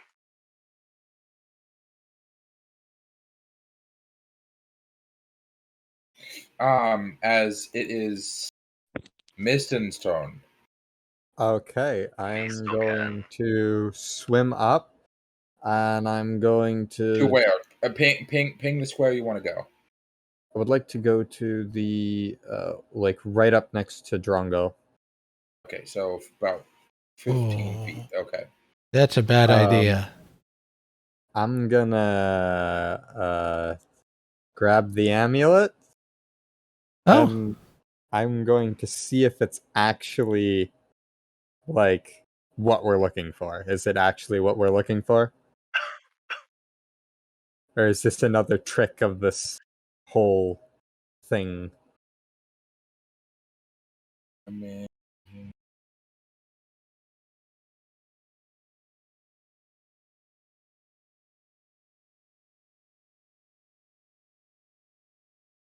well, the amulet is made of gold and embedded with dozens of emeralds. You can easily tell that it's worth hundreds of gold pieces. But it is the the twin object to what we Yeah, were no, shown. it looks exactly like the stone that you were shown. The only difference is it's got emeralds instead of rubies. It's exactly the same. Other than that. One more thing before I enact my plan. Can I see what this yellow light is coming from? Is it just like the sun's ray coming in? Oh no! It So there's a crack in the wall over here, and it very much so looks like sunlight, but it's coming perpendicular to you into the water. That if it was sunlight, it'd be coming from above, and it's also nighttime right now. Yeah. Crunch is currently hiding behind a pillar over here, ready to notch an arrow, kind of being illuminated by that light, which kind of defeats somewhat the purpose. Although he knows enough about sea life to know that the shark is not hunting via sight; he is hunting via smell. I'm gonna take the amulet and I'm gonna swim over to Crunch. And I'm gonna see if I can inspect what this light is.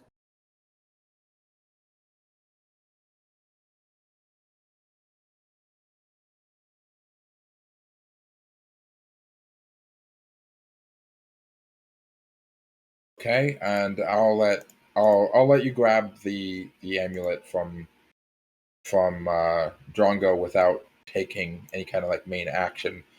So you can double your speed getting over to here. As What are all those like blue bits on the ground and everything? Or is that just the wall?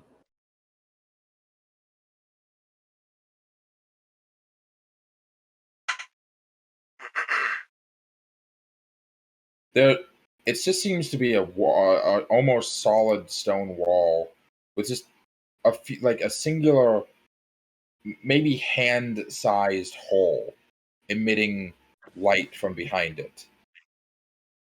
It's if you look, if you like peep your eyes to try to look through the hole, there's too much light. You don't really see any details. I would not try and do that because I'm a drow, but I will like put my hand along it. I have sunlight sensitivity, so would I recognize that this is a replication of sunlight? It is definitely a replication. It is roll me Arcana or religion. Considering the fact that you come from a kingdom that mostly replicates the mostly worships the what was it called, the Luxon? The Lux. Yeah, the Luxon. Yeah, sure. I'll do religion. I've just been rolling shit today. That's a 15. Good enough. So this light's very similar to the light that's emitted from the temples, the Luxon, even in the dead of night. It is holy magic in origin. Hold on. Ah, fuck. Headset fell off. Hold on. Yeah.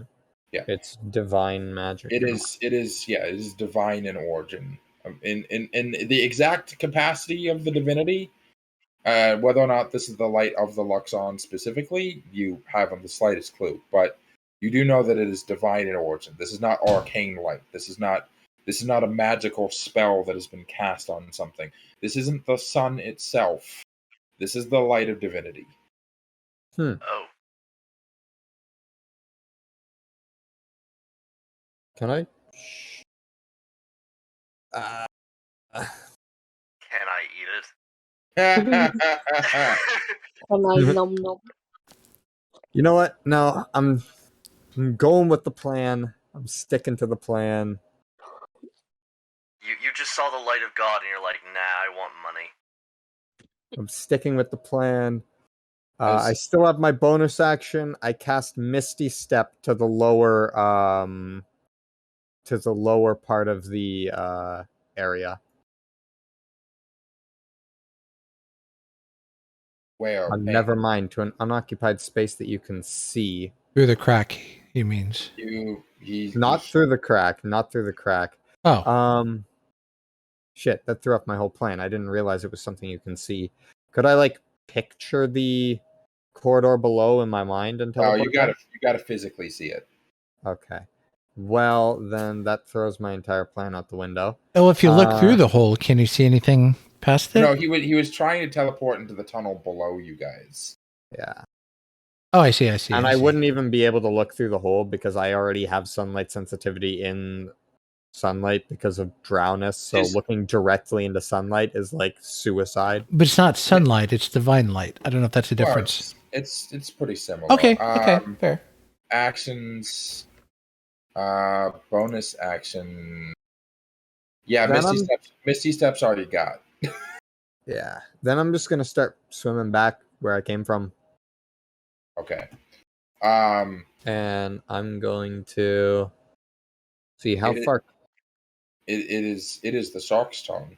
Wait, hold up. Can I Misty Step? We use your action to dash.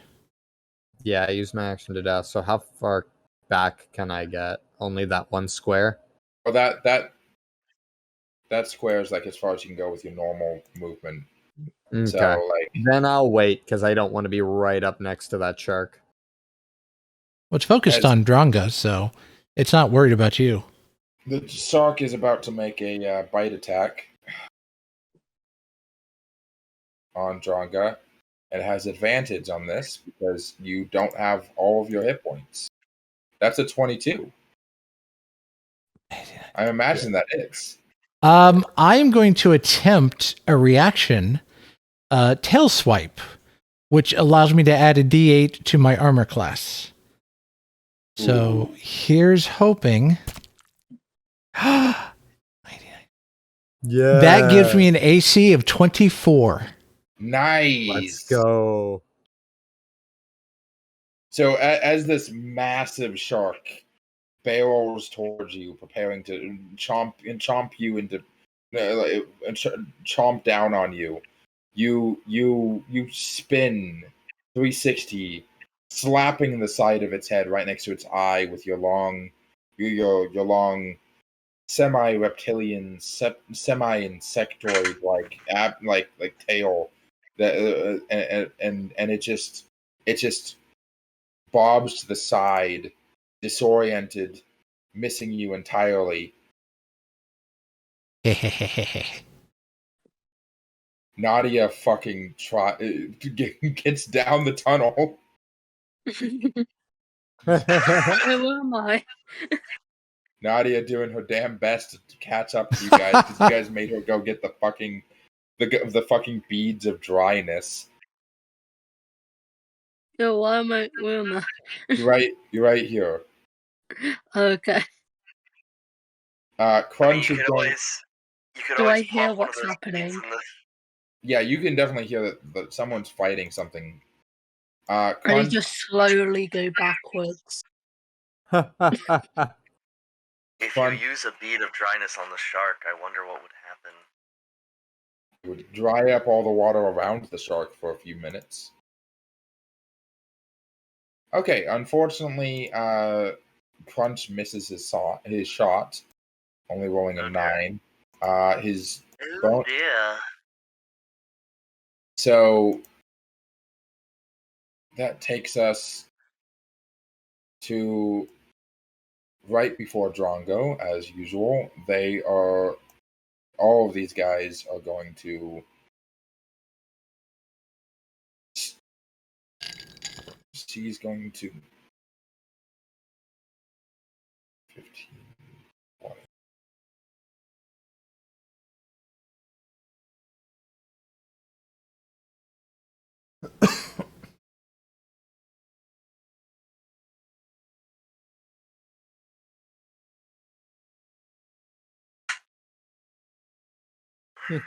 Oh yeah, Maggie hits the fucking fish.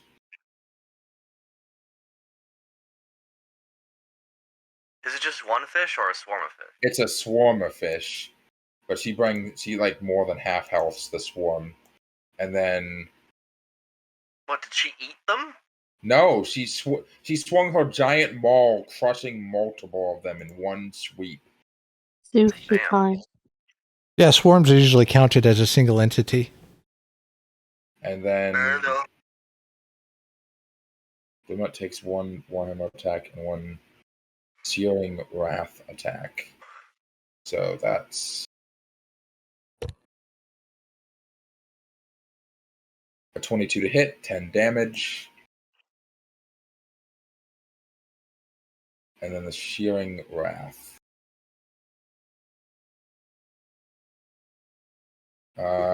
Misses. But they have successfully killed the majority of the fish.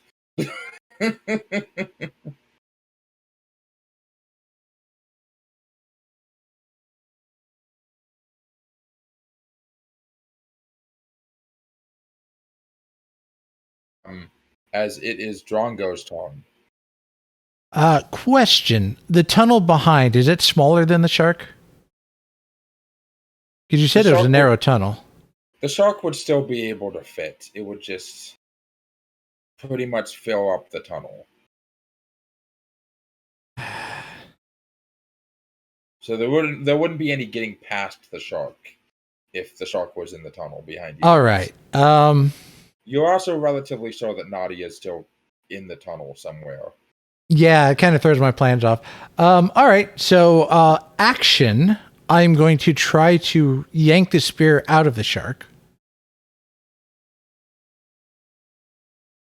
You could always push it further in.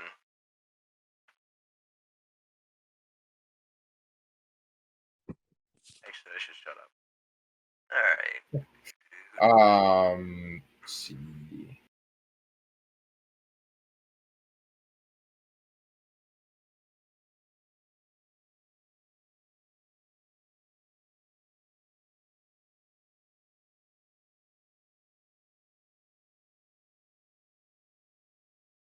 Make me an athletics check. Athletics. Oh, I get advantage on that since I'm raging. Yes. Which gives me a 21. Okay. You're able to yank the spear out. All right. Bonus action. I will disengage. And I will swim over to the left and down. Try to encourage my guys to get out with the necklace while they can. Yeah. Wait, bonus disengage? I'm a goblin. I can use disengage as a bonus action. Oh. Yep. I completely forgot that ability exists. And I was then, like, are you multi-classing as rogue? No. And one more square to the left because I want to give my guys room to get out of there. And that's my turn. Yeah. As the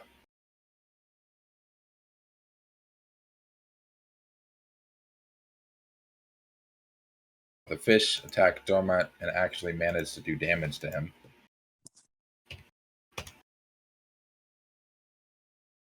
That's their turn. Amedore.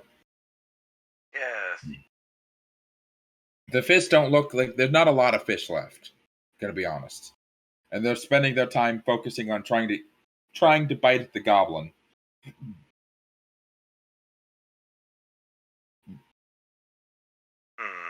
What we goblins are good for. There's a clear path you can see, if I would like, I can show you, of boom, 15 feet there, and then 20, 25, 30, 35, 40. You can make it all the way to the over here. Because you can distinctly hear the sound of fighting in the cavern in front of you. Meaning, it took you longer to get here with them than it took your friends. By design, I assume. But Amedore will move to the first 15 feet. And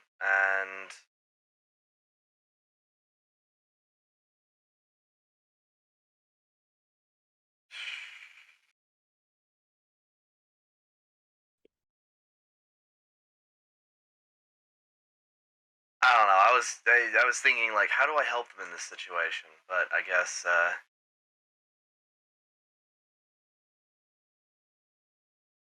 they are in good standing already. So I guess I will move forward.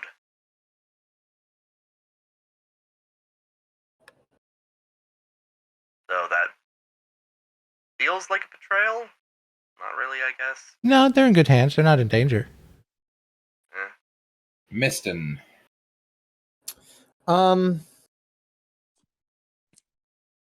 I'm gonna do something weird. It's probably not gonna do anything at all, but I'm gonna take the amulet and I'm gonna hold it up to the light. Interesting. Not a bad test. Does it do anything? Give me one.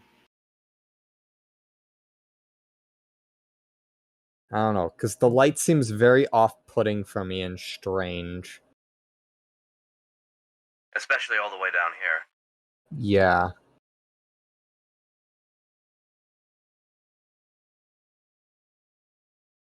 You have found the Shrine of Avador, my child.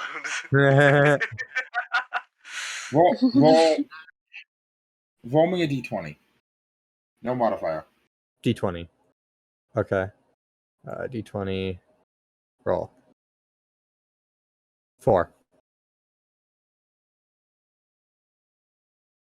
4? Yeah. Okay. What continent do I get teleported to? You don't get teleported into any continents. No, you're fine. I mean, it turns the light that shines into the room green. Do I see any thing from the green light? Like, does it change anything? But no, not any like Raiders of the Lost Ark shit going on. No, but you while trying to contemplate a way to escape, you realize 3 things because you're smart as fuck. So I'm gonna play this off as you being very smart and contemplating things in your head a lot. 3 important things at the exact same time. The first thing that you realize is that they intentionally put the amulet around a shark's neck, meaning that the shark is part of the test. So maybe killing the shark, maybe escaping from the shark, but you're pretty sure the shark is not going to just leave you alone. It's just small enough it can fit into any tunnel you guys have been down. So if you try to escape, it's still going to just keep chasing you. And it's faster than any of you. So you're not going to outrun the shark. Second, this wall doesn't look very stable. That shark looks pretty fucking big. You're pretty sure if that shark were to ram into this wall, the whole wall would come down. And third, you are 100% sure that this is the light of divine magic. And you want to fucking know why. Yeah. Wizard brain go brrr. All right. This changes up my plans a bit. I wrapped the amulet around my neck because I assume it's like a necklace type thing. I look over to Crunch and I tell him to give me his hand. He looks at you. He mouths no homo and then grabs your hand. Sweet. I take out the knife and I take out my knife and I cut across his hand, letting blood flow through flow through the area. He mouths you bastard. It wasn't homo though, so you're good. He takes 2 damage. The shark now notices him. As it becomes Jabberjaw's turn, even though he definitely knows Crunch is there, the goblin is still closer, as he is going to.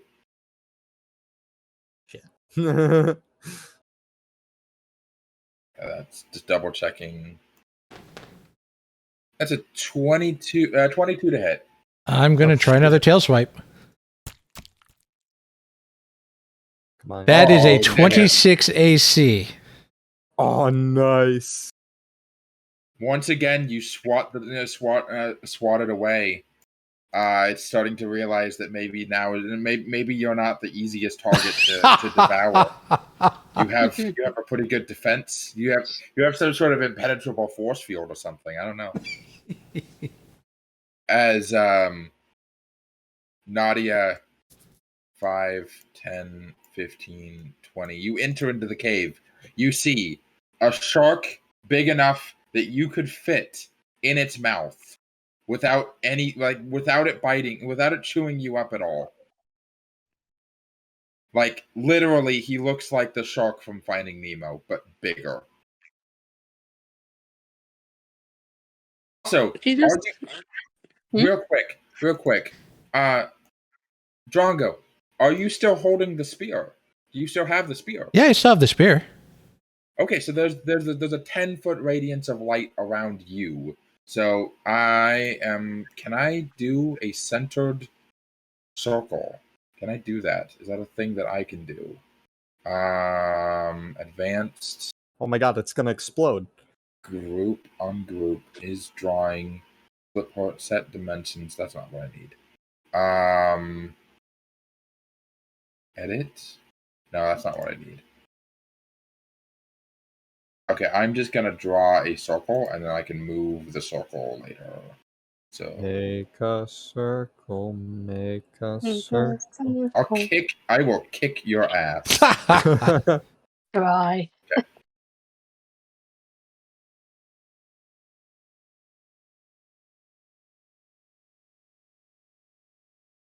So is there just like radiant light coming out from that weapon?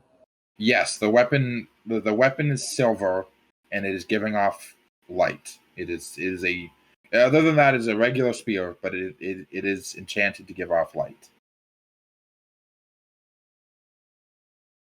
Huh. Cool. Neat. Okay, now I'm really concerned that I don't know how to move the fucking. It's all right.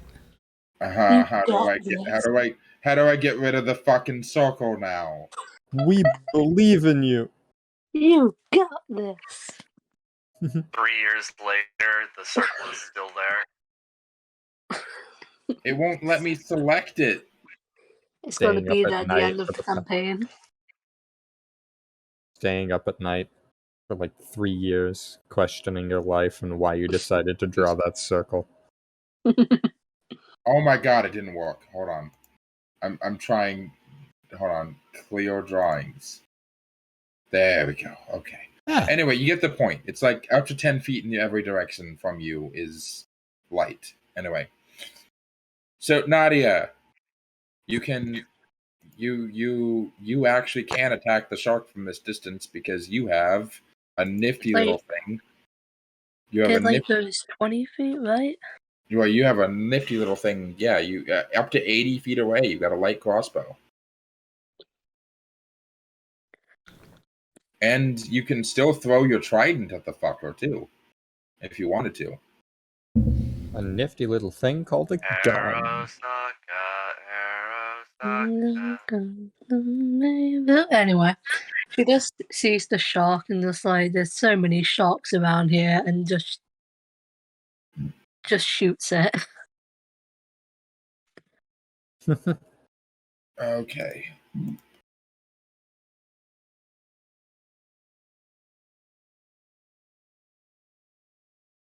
As she shoots it, she kind of like Alright, that's a 13. does like a that backflip that because she's in water.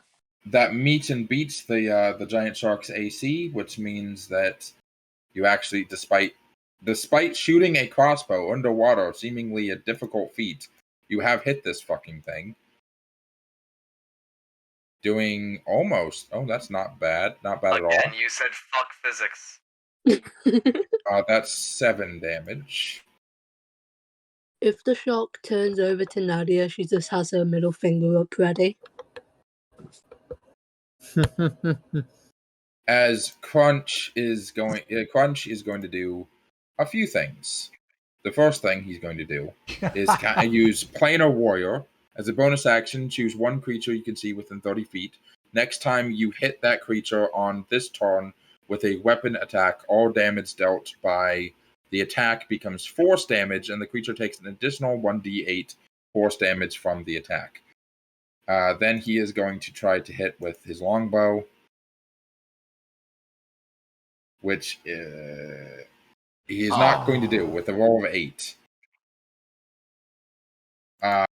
And then he is going to use his movement to just go the fuck over here. I'm just standing around with a pool of blood, all alone. As these fuckers are going to destroy these little rats this turn. These stupid fish. As Drongo, it is your turn. Not sure what's really going on down there.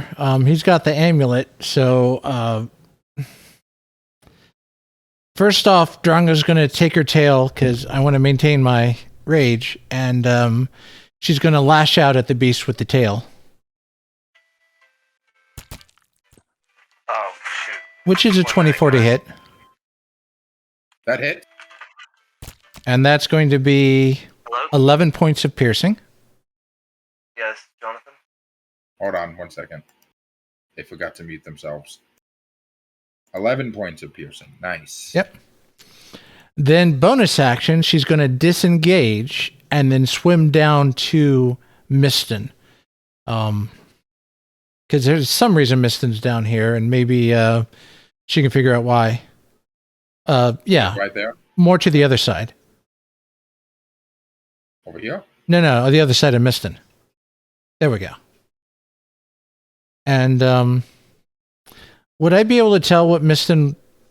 No, I wouldn't be able to know what Misten came up with. You just see me, like, eyeing the shark down. Yeah, Misten had. You can tell one thing about Misten right now. Well, you notice two things. One, there's a sunlight-like glow coming from a hole in the wall behind you, and two, Misten has a fucking plan. All right. Well, I'm next to Misten. Got a bloody knife and a plan. Hopefully, distract the shark from Misten, but whatever he's got planned, Drongo will try to follow along. But that's the end of Drongo's turn. Fist sticks have been removed. It is. I'm gonna wait because Amedore, let me know. I'm just gonna unmute you real quick. Oh, let me do the same. Oh, I think he said later. Okay, you. By the way, Amedore, you back? Yes, I'm back. Sorry, it was a phone call. That's fine. I had to mute you temporarily because, like, damn your mic. You. It's really good. It picks up everything. A little too well with the voice mod turned on. I'm sorry. No, it hears literally everything, every crack in the floor, everything. Yeah, you'll have to put a noise gate on it or something. If a fly dies to it like hits a lightning ball, if a fly hits your light bulb, we hear it. Right. Well, I'll need to figure that out. It's all right. But you're good. It is your turn, my guy. Oh, okay. I presume you're going to take at the very least a standard movement to get like right here, maybe. Right here. Well, what are the crew back there doing?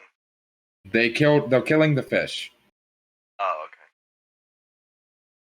Which means, yeah.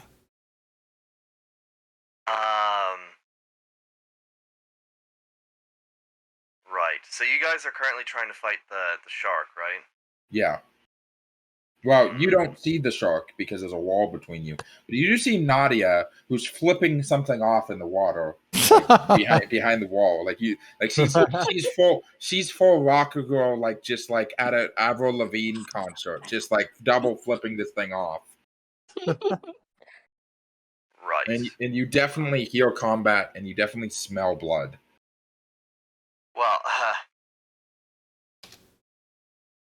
I can't smell.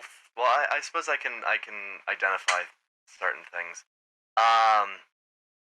Smell is not the same to you as it is to other creatures. It's not like it's a different kind of sensory, but you can still smell. It's just different. Right. Amedore is going to roll insight.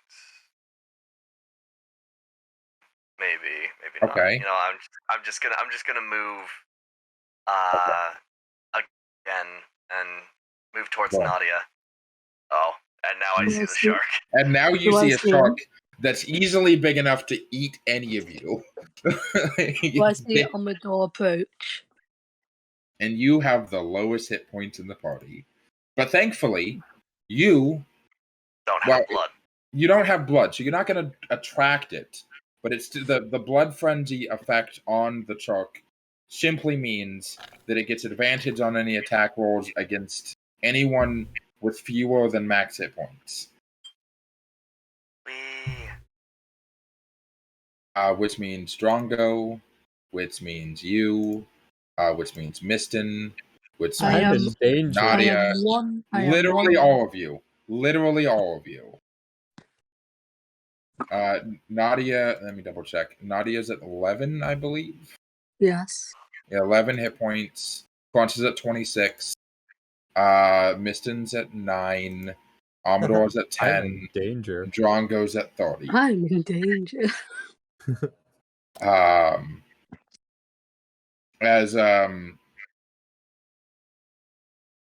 It is Misten's turn.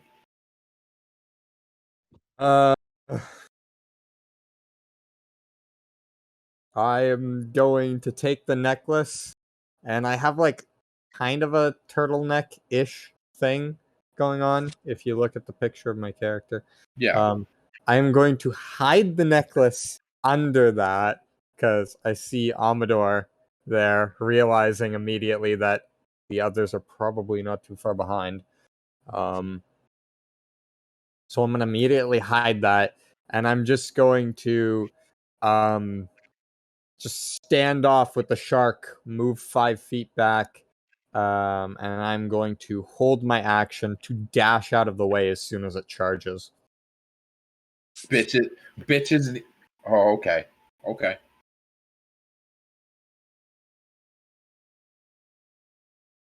As the shark is indeed going to do that exact thing, as you have the least hit points, and you are bleeding from multiple places right now, like actively.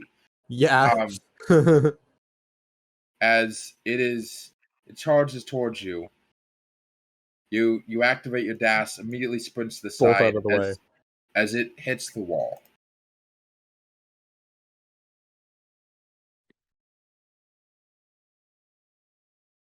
As the injured shark slams into the stone wall in the south of the cavern, the wall cracks under the force, teeters, then crashes downward against the rest of the southern wall. The wall fractures and collapses, revealing a passage awash with golden light. I look immediately at it. So what do I see? Like, as soon as I dart out of the way, I just turn around.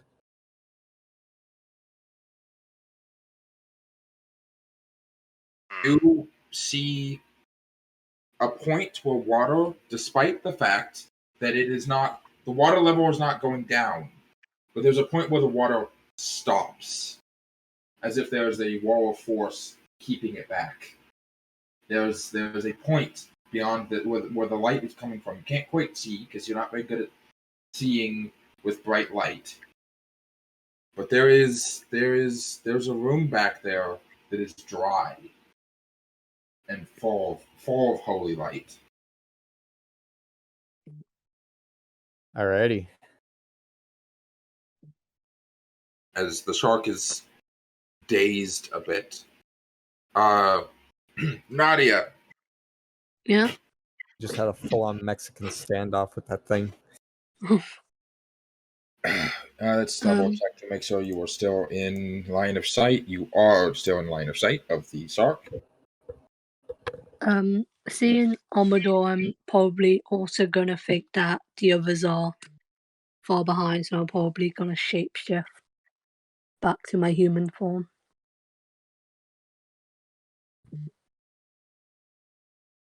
Okay. You were looking like you were making yourself look like a Kuatoa, right? What? Were you a Kuatoa or the regular? Like, what was the form you were taking previously? It was like the fish people we met. Oh yeah, Kuatoa. Okay.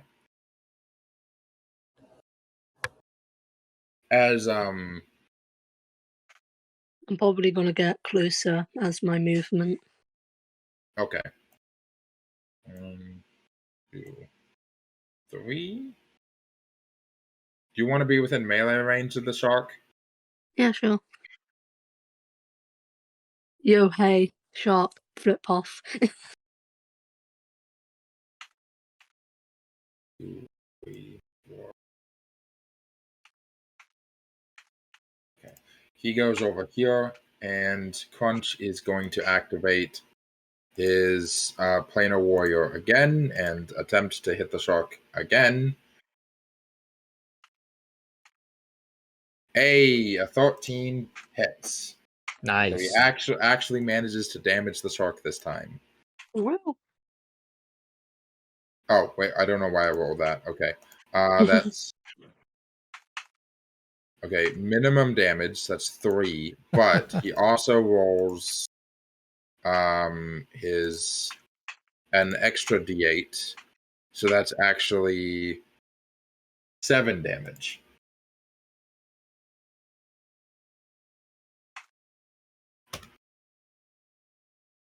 As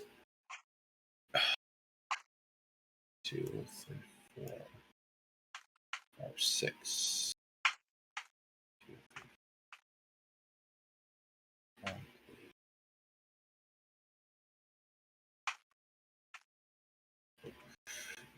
4.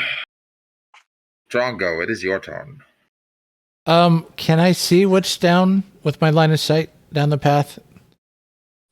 I mean, is it big enough for me to go through if I see it? Yeah, no, you like this this like entryway right here. Yeah. This hole, it's now opened up. Like previously, there was like there was stuff stopping you from Gotcha. going through, but you can now. Hold on, actually, I need to open. I reveal how much you guys see. Okay, boom.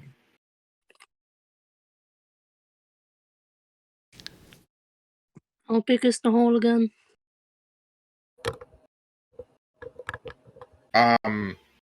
Oh, I misread. Okay, so the hole leads up.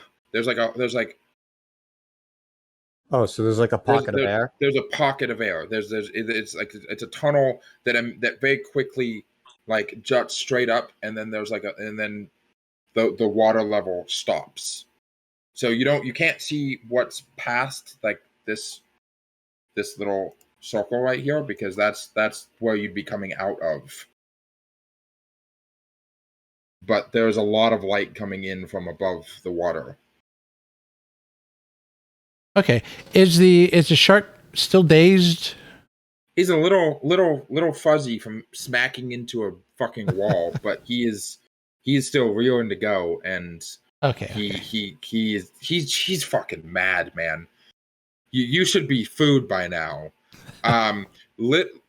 Very little comfort to you, but you imagine that if he managed to eat somebody, he would probably be pretty docile for a while.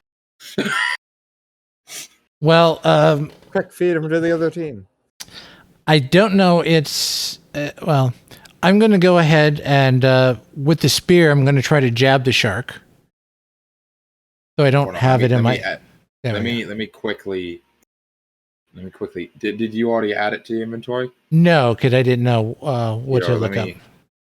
Let me quickly add.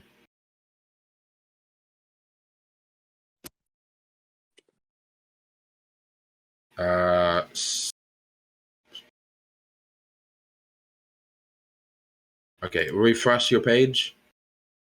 All right, let me refresh. +1 spear. Oh, nice. Nice. I got it now. So I'll jab the spear into it. Of course, that's an 8 to hit. Damn. Okay, no. That's okay. Bonus action, disengage, and I'm going to try to swim down that hole. Nice. As you come up, the crumbled passage bends upward until the tunnel becomes vertical. Golden light radiates from the upper end of the shaft. You swim through this passage, breaking the surface of the water, emerging in a glowing, air-filled chamber. The watery environment gives way to a cavern dotted with trees and pools of water. The walls are covered in vines and green ivy, interspersed with colorful flowers. Part of the cavern is open to the sky. In the middle of the cavern is a sphere of pale light, surrounded by a crystal pedestal, upon which rests a golden pendant attached to a fine golden chain. Oh, okay. As I will reveal. Maybe that's what we're here for. But that's everything. That's my action, my movement, bonus action. Amedore.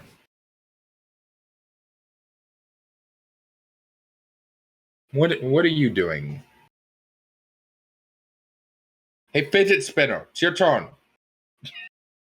Enough. Sorry, I've taken to muting myself so that you guys don't get echoes.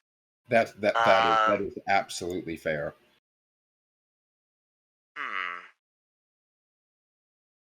So, A reminder of your offensive capabilities aside from just Eldritch Blast.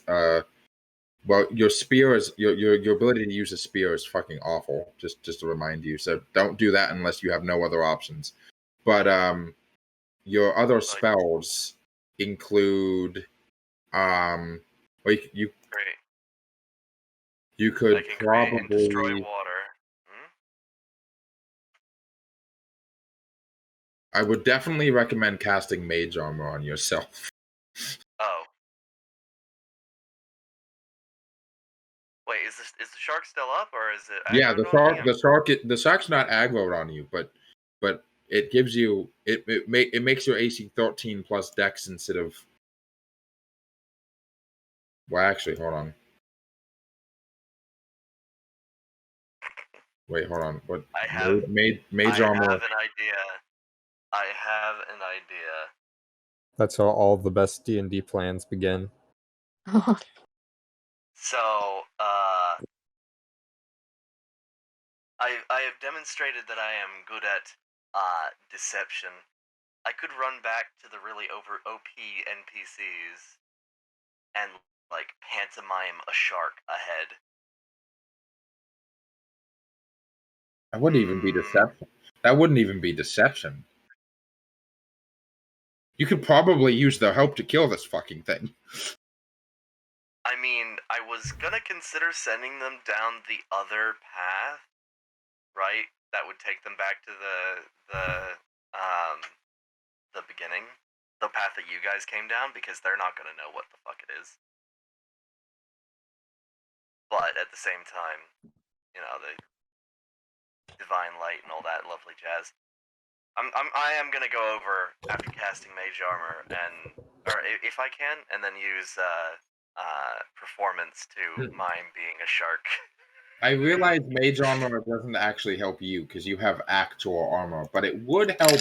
It would help Misten because Misten does not have armor. You can write down the spell, and I can copy it into my spellbook later. Fair enough. Well, what I mean is you can cast it on other people, so it would make his AC 14 instead of 11. So can entities other than wizards write down spells? No, but you can learn spells from other people. Huh.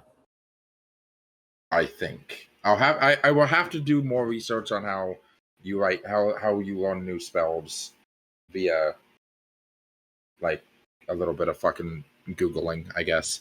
But as it stands, right, well, I'm gonna try recruiting these people. Okay. Well, they're on their way anyway. Like they're gonna come in and they're gonna see a shark and they're gonna start fighting it. Like you don't need to do much. Fair, but I might get them to be more expedient. Okay. Maybe, I don't know. So you go back within line of sight, and you just start like motioning, like, bruh, shark. Put a hand on the back of my head, wiggle around, just like chomping. I don't fucking know. Jesus Christ. I have points in performance, but I don't know how. You don't really. I don't need know to. how you would mime that. It's shark. But yeah. It's not like I have a lot of offensive capability. I have Eldritch Blast, but that shit misses more often than, well, anything. Misten, what are you doing? Now you can use your Misten step.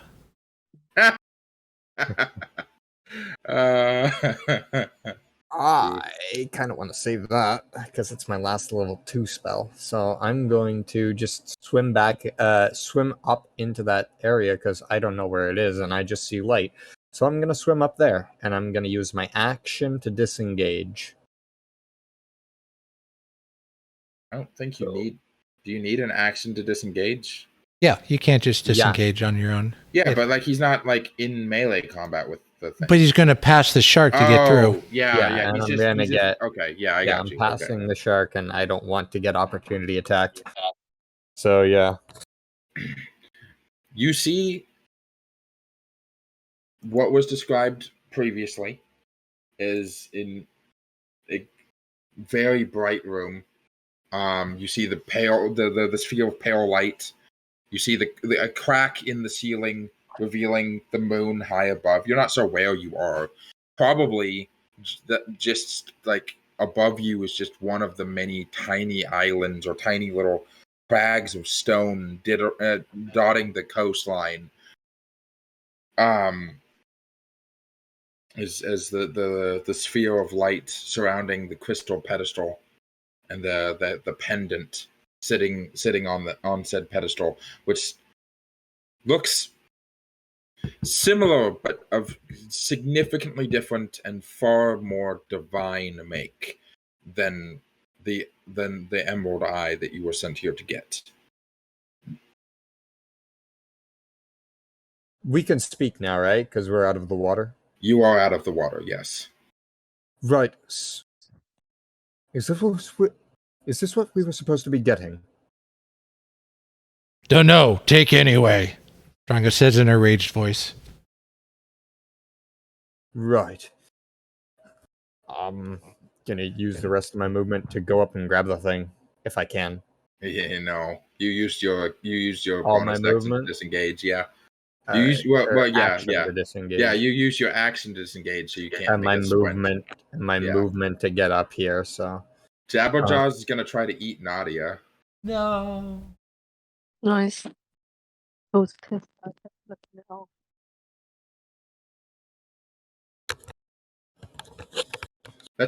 Does a 21 hit? Yeah. Okay. So Amedore, and you see something rather terrifying as you look back, motioning about the shark to the rest of the team. You see the shark like Nadia preparing to swing at the thing with her blade, with her trident, as the shark just bites your arm off. 17 hit points is less than she actually has, like at max. 17 damage. Her max is 12. I am down. I am just. Yeah. Oh. So I would like to start this off by introducing a new homebrew rule that I found that I really, really like. That one of my favorite D&D TikTokers suggested to increase the suspension of games. And You're not going to tell me the death roll, are you? Exactly. I am going to be rolling your death saving rolls, and I am going to know how close you are to dying or not. But I am not going to tell you until you've either succeeded or failed. That's clever. I employ the same rule. Of an angel. Or as I'm into it. Or as I like to say, you are Scrogingers dead. What? You are both dead and not dead at the same time until I tell you whether you're dead. I am just. In other words, the party vibing. But yes, Amedore, your friend just had their arm bitten off by a shark. Heck, and I just wasted one of the guy's cure wounds.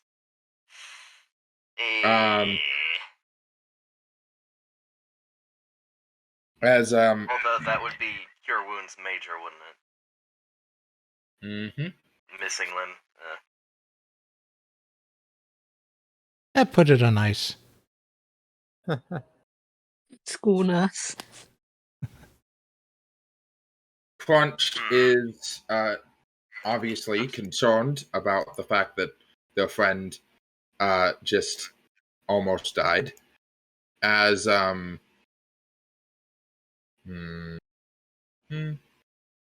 They are going to drop another planar warrior. Can I make it over them in one? Whoa, no, Nadia is way too far away. Okay, they hit, which means they do. All right, nice. Okay, 8 damage plus 8, 9, 10, 11, 12, 13 damage. Okay, so they hit the shark with another hard shot as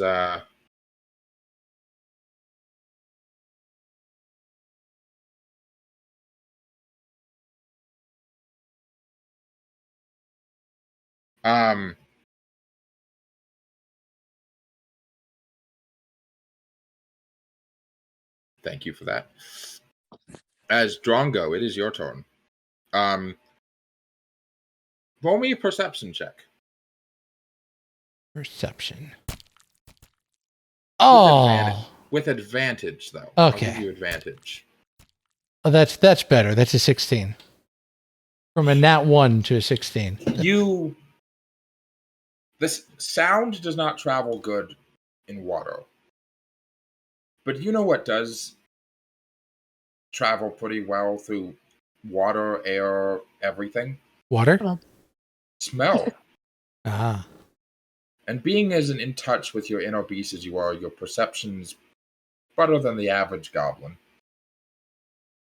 The water behind you is so much more full of blood right now than it was when you left. It is just it almost reeks of blood.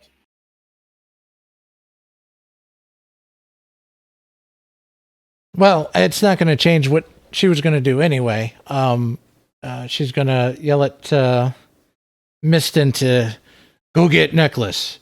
And then free action, she's going to put away her shield and dual grip the spear. And she's going to move down and try to get within 20 feet, because it looks like the spear is a 20-foot range, and try to jab the shark with the spear. 20 foot for throwing, I believe. Well, it says 60. Oh, 60 foot throwing? Oh, you could be right. That's 60 feet. I think you're 20 right. feet is normal range. 60 feet is max range, but at disadvantage. I do believe, however, spears do have. Hold on, let me double check. The 20 or 30 So yeah, no. So its range is 20 to 60. So for throwing it, but I believe it still has So it's still melee. Yeah, when it uses melee, does it have a 10-foot reach or a 5-foot reach? I'm going to say it has a 10-foot reach because it's a fucking. So I'll get within a 10-foot range, not within a 5-foot, and jab it with both hands, or try to anyway. No, okie dokie. 14 to hit. That hits. Okay. 11 points of piercing. 11 points of piercing. Nice. As when you come down, you do see Nadia's arm is fucking gone, bro. Her arm is gone. She is floating in the water. She is chum. Oh, man. That's all I can do. Like, if it wasn't for the fact that she can breathe underwater, she'd probably already be dead. I mean, you guys are like a good solid.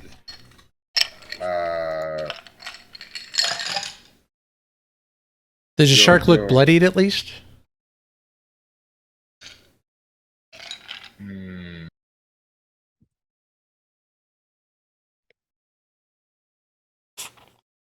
Bloodied is at what point? Bloodied is usually like halfway. Like serious bloodied, I think, is like down to a quarter hit points. I could be wrong about that. But you don't have to reveal that. You could just say it's looking hurt, but it does not look bloodied yet. Okay. As Amedore, it is your turn. Can I make it over to Nadia in one turn? No. Well, yes, but you wouldn't be able to do anything else. Do you have a bonus action healing word? No, but I I do have a wonderful little thing called resistance, which allows for saving throws. Which does affect death saving throws. So that's roll a d4 and add the number to the saving throw. It's not much, but it's all I can really offer. Okay, and I will reveal what the D4 is when it comes around to Nadia's next turn. But you swim over it a mad dash, almost a panic, and they would have absolutely seen the look of horror on your face as you rush towards her. That spark, that faith that others have put in you. You reach out with your hand, and you do not need this power right now. Your friend does. The same faith that they put in you, you are now putting in them. They will make it. They will survive. They will wake up. Game glitches out, nat 0. Not one. Well, As shit me. As Misten. My turn. Mm-hmm. So you know that scene in Raiders of the Lost Ark when Indiana Jones is just like looking at the thing and figuring out how to take it without setting up a trap? I'm trying to figure out if this thing is trapped. Ooh, that's a good point. oh god, it's the shark's turn again afterwards. Roll me a perception check. Not investigation? Oh, no, you're right. Investigation. My bad. Good, because I have disadvantage on perception in sunlight. I love how you have both disadvantage and advantage on perception, so they cancel each other out. Oh, that's a 16. Oh, okay. There doesn't appear to be any trap, but the sphere of light around the pedestal is some kind of wall of force. I pick up like a stone next to me and I chuck it at the wall. It stops. Doesn't bounce off. It goes through the wall, but then it just stops. As if stuck in like a gelatinous cube almost. It's just floating there. Huh.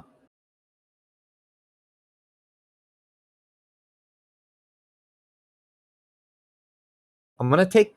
It's like an amulet, right? So it's got like a necklace bit? Yeah.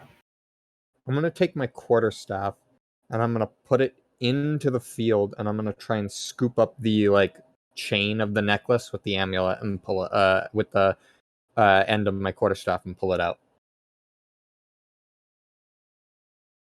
Sure, yeah, wait, hold on, sorry. Say that again. I'm gonna try and hook the chain part of the amulet with my quarterstaff and pull it out. The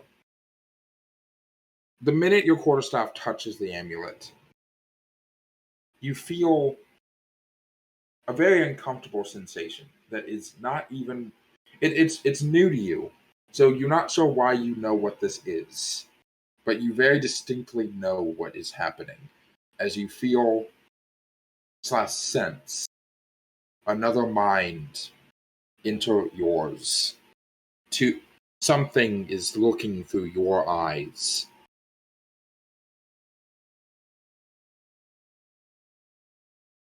I quickly pull the amulet out.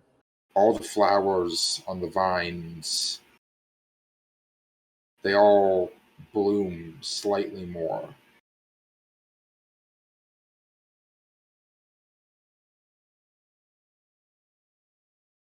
As we return to fucking Jabberjaws. Who is... Did I manage to pull it out, or is it just like no frozen in there? It's sort of just... You can tell that it's not fashioned through any sort of mechanism, but the magic of the sphere, you feel like the sphere is waiting for something. The magic knows you're there. It feels you. It acknowledges you. It welcomes you. Well, that's unsettling. I assume that's my action, so continue. This fucking thing's gonna try to attack the fucking goblin again, as if it didn't learn its lesson the last 35 times. I think it's going to succeed this time.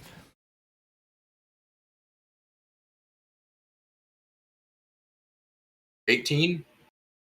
I will try another tail swipe.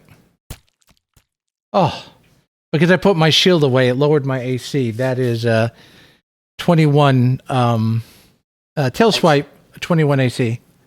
Well, Nice. the tail swipe. You bat the damn thing against the pillar over here, it's just fucking can't have any goddamn fucking goblin meat. Fucking You stupid got an ass. arm. You could deal with it. It didn't eat the arm though. It Oh. just ripped your arm off. It's miming. The arm's floating in the background. As I am gonna roll a d4. You get to see what the bonus is. Oh, max bonus. Oh, It means Hey. you're not unarmed because you still have another arm. Let's go. So if the arm's torn off, we could actually reattach it potentially. What's that noise? That's the hope. Oh, It's yeah, static that's from my AC, Amedore. sorry.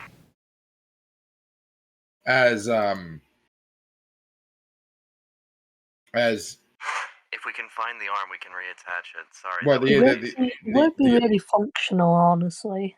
it could still be functional with magic and given enough time, you know. Okay. As Crunch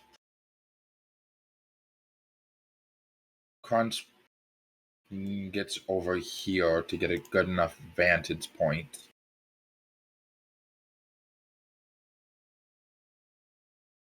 See first. Okay, that's a 17. Okay, 17 to hit. That hits. Doing 8 damage and 8. Oh, max damage, 16 damage to Nice. the shark. As the shark officially with several arrows in it, several stab wounds, puncture marks, the shark is bleeding from multiple parts. It now officially looks bloodied. Oh, we're in so much danger. Yeah. As these guys now fully rushing because they realize the danger you guys are in. 2, 3, 4, 6.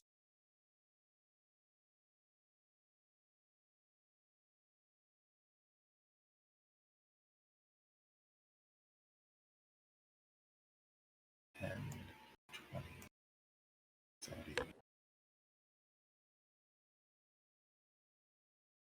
$50, $60.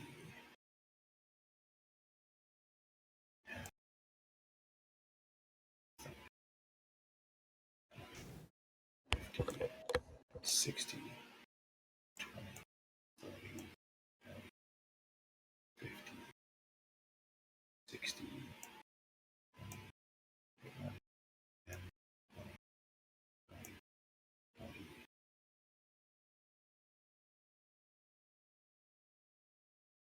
They're going to enter over, and they're going to enter into the battle. And Drongo, it is your turn. All right. Well, free action. I'm going to re-equip the shield, so I've got one hand on the spear. For my movement, I'm going to move between the shark and Nadia. And for my action, I'm going to attempt to stabilize Nadia. Okay, and believe that is that a medicine check? I'll give it a try. Everyone's just surrounded. That's a 9. There's a shark. Just like, oi. Just a 9. Chilling. Yeah. So you're like you like grab the arm that's floating in the water and you're like just trying to put it back on. Blah, blah, blah, blah, blah, blah. You're like this is like a bionicle, right? I can just like put. Oh God, feedback loop. Are you wearing headphones, Atris? Yeah, but they're open. Shit. You're open. Concept headphones. If they're open concept headphones, they're not fucking headphones. They're speakers you wear on your head. There's a difference. But that ends Drongo's turn. Okay. Amedore, Whatever. Yes? it is your turn. Yes. I guess I will be casting resistance again. Okay. Are they stabilized? No. Yeah, no, I'm casting. You just saw the goblin trying to put the arm back on, not wondering why it's not attaching. Need Velcro. Hang on, let me look at what I have real quick.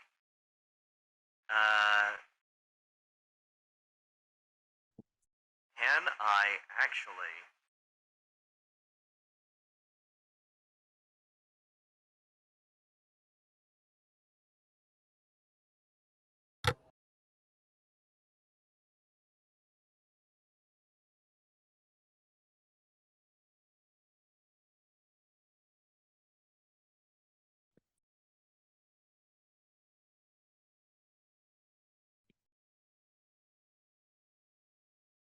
Huh. No, I can't use prestidigitation to create thread. Never mind. So, resistance again? Yeah, resistance. Guide. Gotta Yeah, keep 'em resistance. alive. As,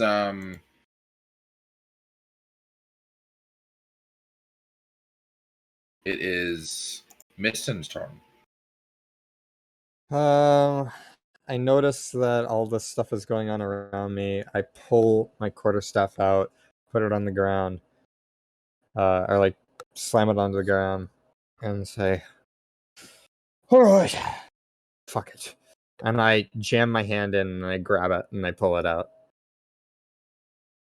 How much damage do I take? How do I die?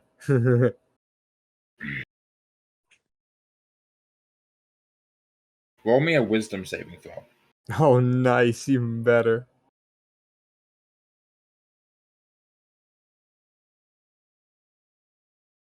12. Okay. It's actually fairly decent, considering my wisdom is -1. Okay. That's it. So what happens? Several I'm things. scared. Several things in tandem. First, the light grows brighter.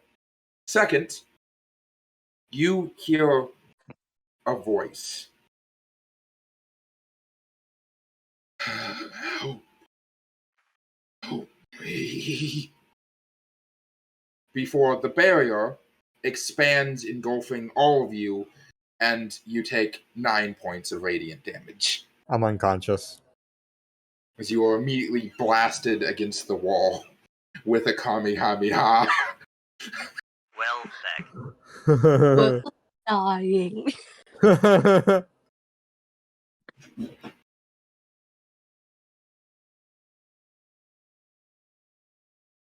And now we are the dead. Jabberjaws going to,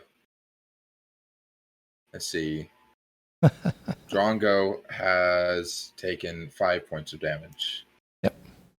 Okay, so Drongo is still the superior option to attack because you've taken more damage than the other goblin. Please tell So, me I still have the amulet in my hand. no, the amulet's still in the sphere. Shit. Well, you,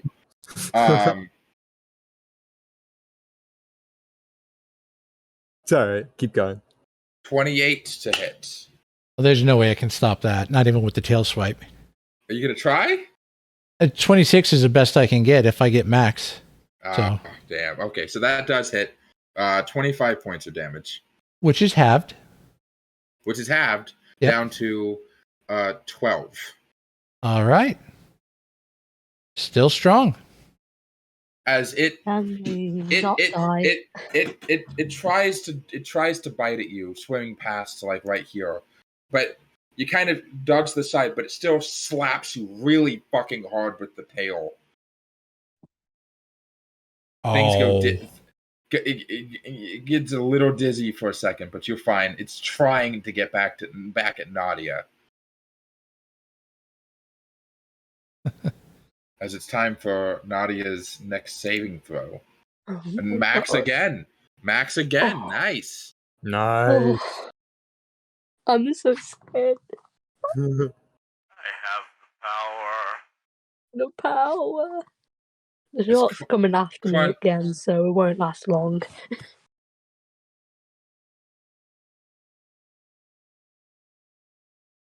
Crunch, seeing that Nadia is almost died. Almost dead. That he can't have that. Nah. She was the only one in the party that actually like didn't completely shit on him every 5 minutes. Are you sure? She hit him like a lot. Yeah, but like he liked you more than most of the rest of the party. And your arm is gone. As he is going to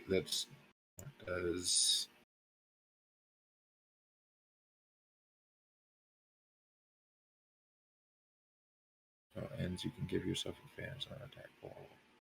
Steals damage.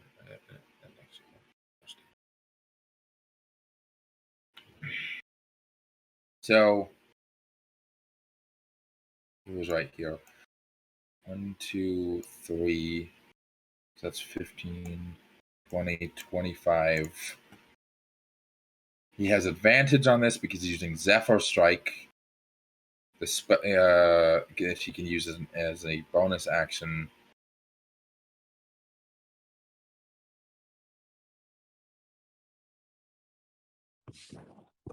It's counter. Oh, natural 20. Nice. Let's go. Whoop.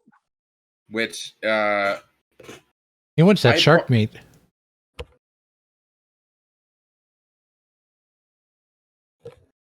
Nah, he just wants to eat Nadia's arm. literally maybe. High probability. 7, 8, 9, 10, 11, 12, 13, 14, 15 points of damage to the shark. Nice. Please die.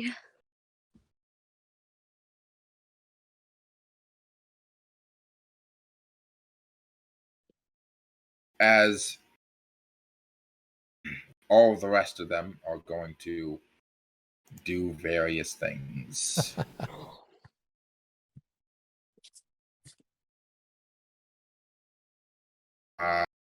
Spell casting.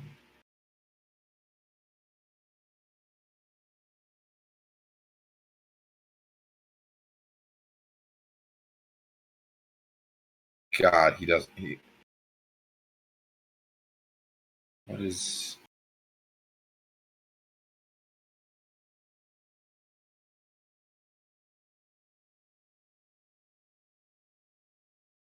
Okay.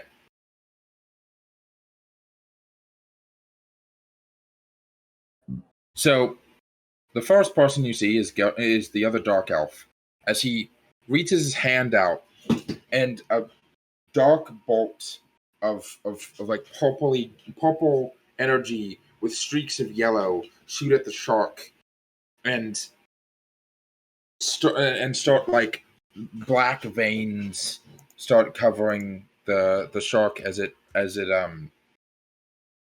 starts getting smaller and skinnier.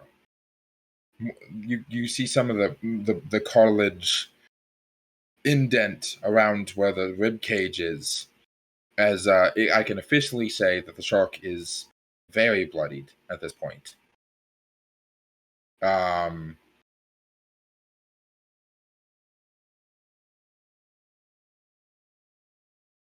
Arvin is going to swim just straight up past you guys. 10, 15, 20, 25. Did he disengage? Yeah, he'll use disengage because as a standard and get up in there. And then when he pops out of the water, he looks aside. The fuck is this? And then he looks over at Misten. He's like, "What is with you guys? I'm dying." It's fine. We got this. As she is going to make a longbow attack that misses. She is going to 5, 10, 15 get within melee range from the other direction, and she's going to hit with the giant maul. That misses. He is going to attack with the Warhammer two-handed. That misses. Goodness. As it is drawn. Oh wait. They actually can't attack because they. Oh no, they would have moved. They would have moved past over to here and then attacked. As it is Drongo's turn again. I don't know if I can do this, but I'll try. A bonus action, disengage. And then Okay. action, I'm going to try to grab Nadia and pull her down the tunnel. Okay, so your full movement is 30, right? Yeah. 5, 10. Not that tunnel, down to the light. Oh, okay. So 5, 10, 15, 20, 25, 30. Okay. So yeah, you pull and you lay Nadia against the wall there. You've still got her arm in your hand. As you burst out, you see Misten unconscious against the other wall opposite of where you lay Nadia, and you see Irvin kind of looking over him like, "Damn." Well, Drongo's going to do like Ace Ventura, where she looks at Mist and go, "Ah!" And she looks at Nadia and goes, "Ah!" And back and forth, "Ah! Ah!" And that ends her turn. One of the best scenes in that movie. Amedore, your patient has just been yanked from you. Oh no. Well, Drongo doesn't know. Well, shit. You can still swim up. Yep. The shark's dead, 5. yes? No? No, not dead yet. Nope. Okay. They look very, very, very injured, but not dead yet. No. You can still disengage and Are get past all my it. buffs instants, or no? Your buffs require a standard action. Damn. Okay. Well, they didn't for when I was trying to save Nadia's life that first time. No, it was. Wait, hold on. Actually, let me double check. You moved me Amedore, to features. Actions, bonus action. Fuck, I messed that up. But regardless, okay, that was a mess up. That was a mess up on my end. But you can't cast them as a bonus action. At least you're not supposed to. Gotcha. I'll just chalk that up. The power of friendship. With the power of friendship. I was so enabled by the power of friendship that I bent space-time and caused a decay in the entire entropy of the universe in order to bring about somebody's revival. Oh my gosh. That sounds about right. Yeah. That alone One just drawback wakes is you Nadia can up, just only like- do it on Tuesdays. Okay. So you can either follow them up the hole, or you can either follow them up the hole, or you gotta help with. Gonna help dispatch the thing with another Eldritch Blast. If this one misses, I am going to slap someone. Attack. Probably myself. That does not. That's a 19. Hits. Nice. Alright, and it's a 1d10 plus 5. No. It's a plus. It's 1d10 flat. The plus 5 is to hit. Oh, okay. Sorry. And that's 8 damage. Hell yeah.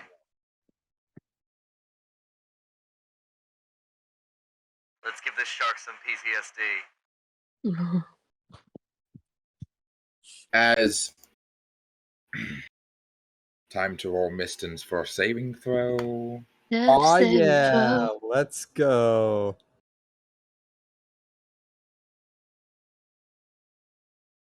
Oh, time to write up a new character, boys. The shark's Nadia's turn. in healer's hands, right? The shark is going to attempt to attack the goblin. Again. No, Yeah, no, different no. The goblin. new goblin. Ooh, that's ooh. Ooh. Ooh. Oh no. No, not my gobbo friend. Yeah, Dermot drops to 11 hit points as he's slammed against the wall. Oh, no. And the shark kind of charges past everyone over to over here. Which does offer attacks of opportunity from both Maggie and Crunch. Well, not Crunch because he's using a bow right now, but Maggie will attempt to hit the miss. But she swung, but she missed. That's why she's called Mrs. Maggie. All right. This could be a moment of truth, or this could just be another saving throw. Just another saving throw. Crunch's turn. He's gonna use well, no, Crunch. He's too close to use his longbow, so he's gonna try to use his short sword. He's still going to use spells. Zephyr Strike. He cast that already, but he can still use it again. So Quick, someone crack open a coconut and inject it into this lady. It acts as fake blood. Actually, though, that is a thing. he misses hard. Wait, no, he has advantage because he's using Zephyr Strike, so there's a chance he still hits. Nope. As these guys are going to make their attempts.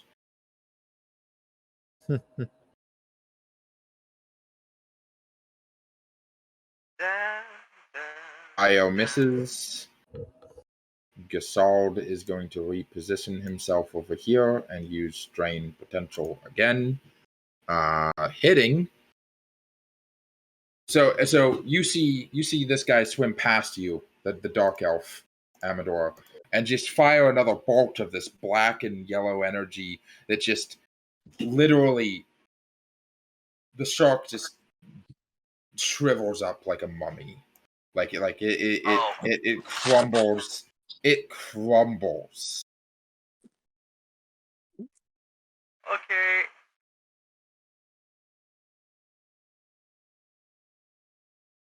As it is. I was gonna start casting mage armor on people. It is your turn. Hey, you skipped Drongo. Is it? Oh, okay. Oh, sorry. I'm. Sorry. It is Drongo's turn. My bad. Yeah. She's going to try one more time to stabilize Nadia. Okay. I will give you advantage on this. No need. It's a dirty 20. Dirty 20. Okay. Oh. Nice. You. Just in case, I'll roll. No, okay. There's a couple things you realize at the same time. The first one, salt water automatically sterilizes shit. You literally rip a piece of cloth off of your pants. You like a length of cloth. You it's dripping wet from the salt water, but you dip it in the salt water again, and then you just wrap where her arm is consistently, and you're just come on, please don't die. Please don't die. As Nadia, you had 2 failures and 2 successes. Oh my god. It was genuinely Nex would have said it. Oh shit. Oh my god. And that ends Drongo's turn. As you are at 1 hit point. As you wake up, but I will. Well, no, you don't quite wake up quite yet. You're going to wake up on your turn. Okay. As Amedore, Yes? is your turn. Oh, okay. I am going to, I guess, head into the location, I guess, so that we can start the second boss fight, which is these other guys, maybe, depending on my diplomacy.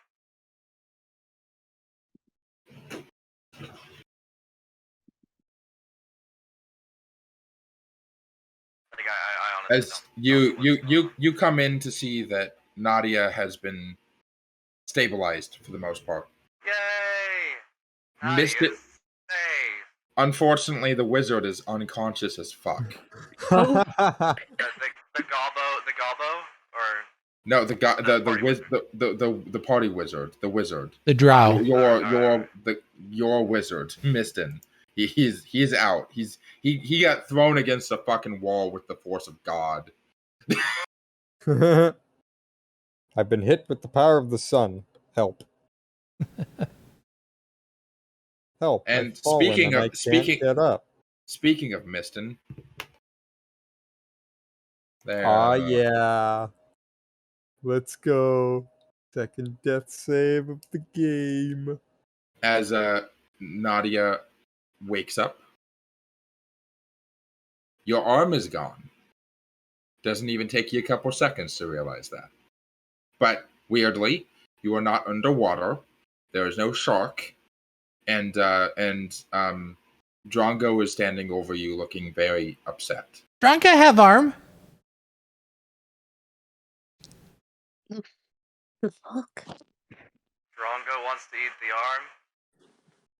You want to eat my arm? Out of what? No, I think they're offering their arm. I'm confused. Drongo just showing her that she saved her arm, that she's got the arm in her hands. Oh, okay. That's all. Look, arm! She takes a second to realize what's happening. Oh, thanks. She takes the arm and just has it laid on her lap. What happened?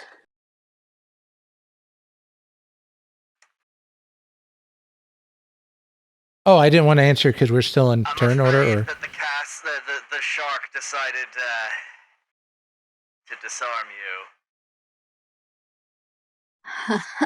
This oh god, it hurts.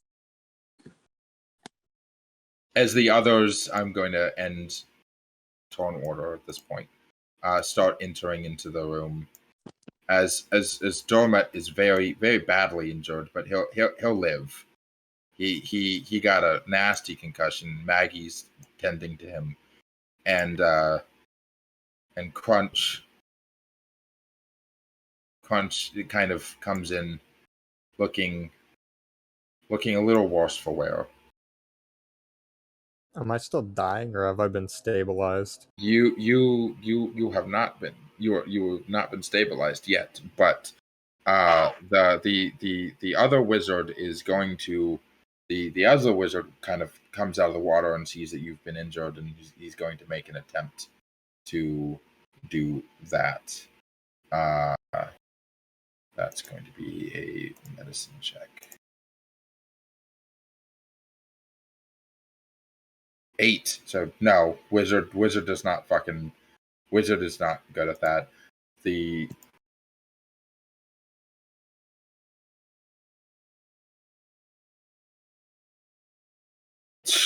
fucking 5 on well, yeah. Drongo will try to help someone to try to give him advantage.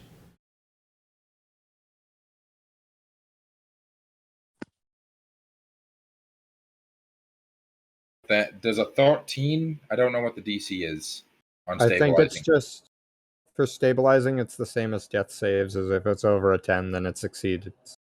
Okay, well then, in that case, Orvin. I might be wrong on that though. Orvin pulls out some smelling salts and a few like actual like medicines, and he's like, God fucking wizards. As I swear they take 1d20 breathing damage if you breathe on them. as you wake up with 1 hit point. Sweet. How I do I go? remember somebody once described the wizard as an anti-vaxxer's class, just because of how terrible their DC is. Alright, anyways. Question. Yes. Would Drongo realize that the amulet and the orb is not the one that they were looking for?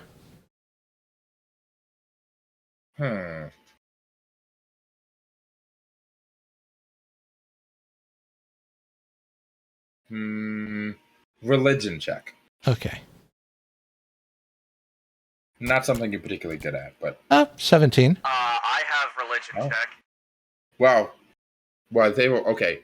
So, and I'm asking for a certain reason, but you don't really have a background in really knowing too much about the gods or their actions in the world.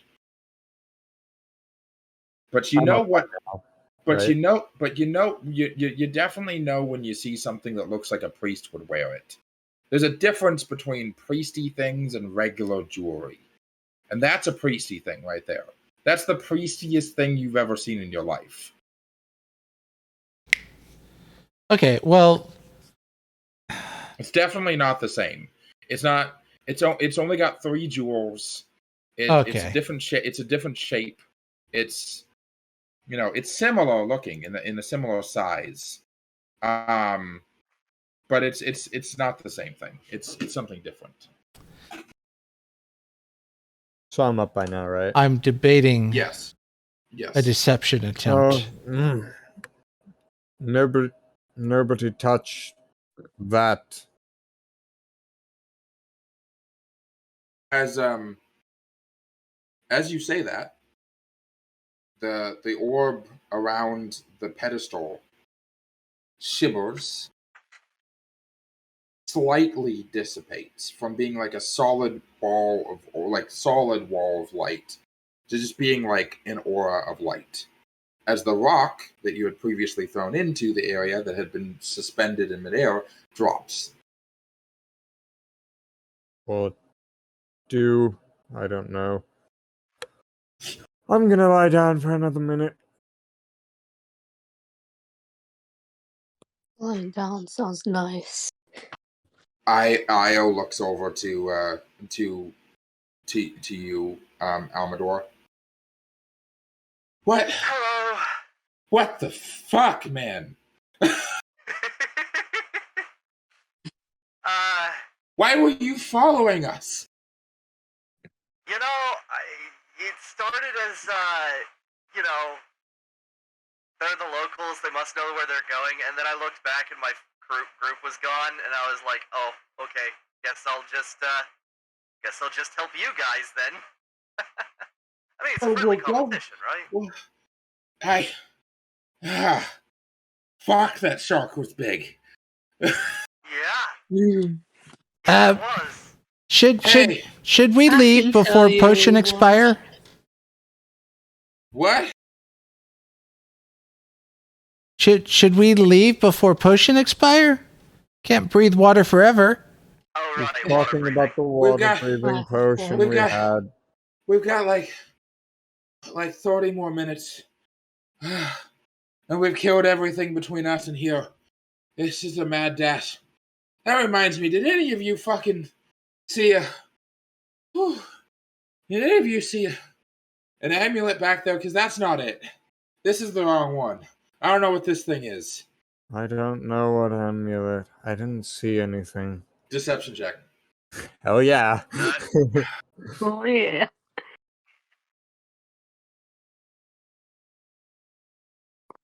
Let's see if I can roll something slightly better than the shit I've been rolling for. Hey, that's an 18. Okay. Ooh, very high chance of success. 3. So you rolled a 3. So Let's go. Can I roll to detect? Because yes, you can also roll Again. insight. You can also roll insight. insight. Drongo was there when it That happened. is a 13 plus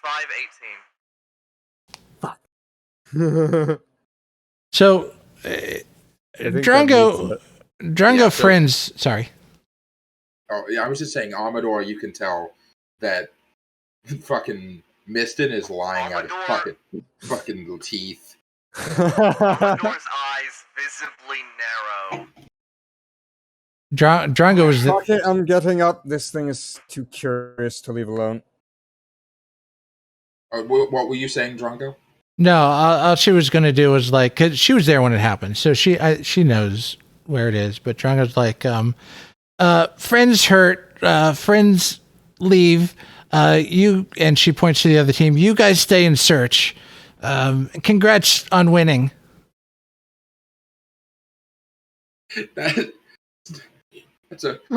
I'm trying to decide if that's a deception check or not, because he didn't actually lie about anything.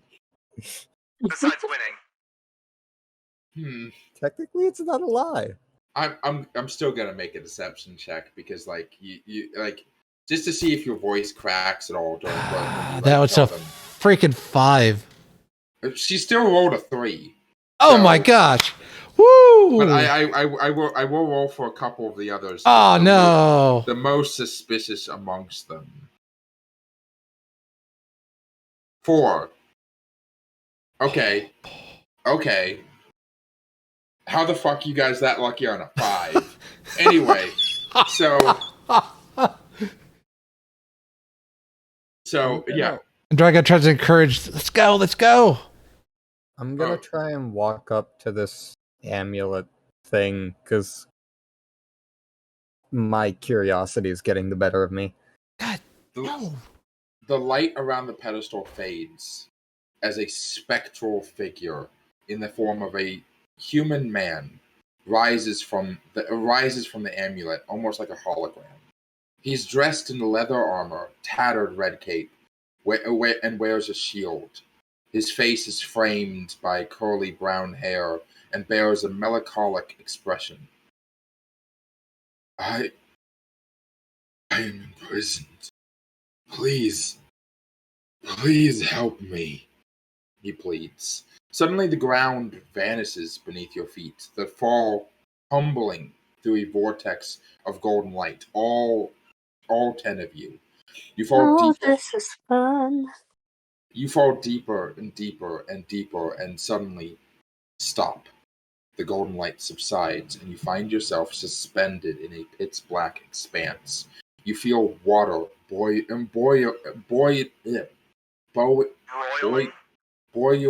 I can't say that word. You Boiling? no. Like Broiling? not boiling. Broil. Buoying. A vermilion light appears in the distance, illuminating the melancholy warrior who is shackled to the ground by disgusting strands of fleshy crimson substance. He rises, his gaze to the heavens, sobbing, choked out.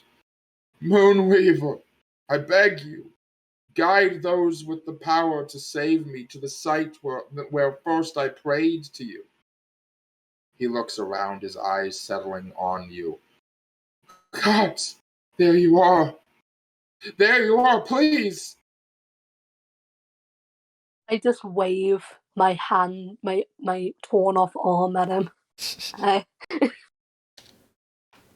Can I make a religion check? Sorry to interrupt. Yes. Because I've studied a bit of culture outside of the main religion of the Luxon. That's a 23. Oh, nice. Okay. So the Moonweaver, also known as Sihiana. She is the goddess of illusions, moonlight, and the night, and she is a member of the prime deities. She is widely worshipped, mostly within halfling and elven culture, largely considered to be the deity of love, the protector of trysts and lovers.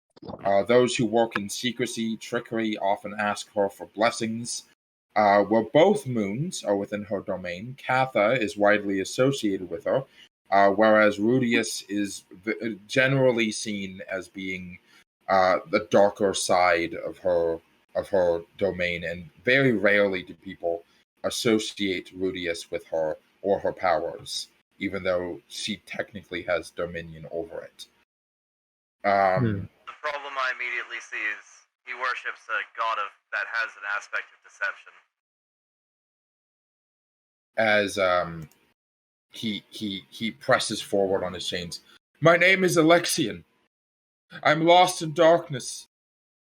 Long ago I prayed to the chains bringer in the heart of the temple of evil. I beg you, take the jewel, and you feel consciousness leaving you, as if the pressure of the water were crushing in crushing in on you, crushing the life out of you. Alexian's voice is the last thing you hear before you all pass out.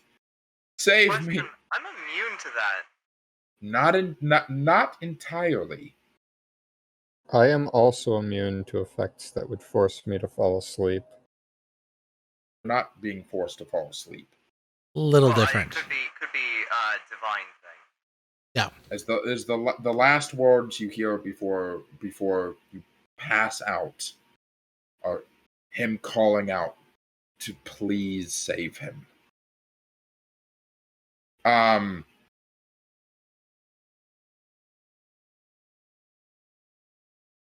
When you awaken, you find the rivals. You find the other team, and they're all up already. They're shaking you all, trying to wake you up. As the goblin dormant is trying to wake you, Amedore. Come on, I'm out of healing magic. Don't make me. Don't. I don't have anything. Come on, wake up. My friend, you don't need any healing magic. Oh. Quick, mouth to mouth. Malchus. No, I don't need any of that. Where are we? We're still in the cave by looks. Hold on.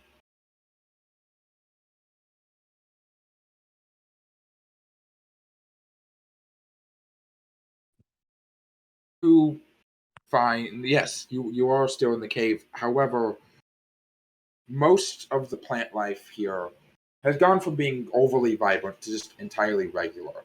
The orb of light is entirely gone, but the crystal pedestal still remains, and on it is the magic, the necklace.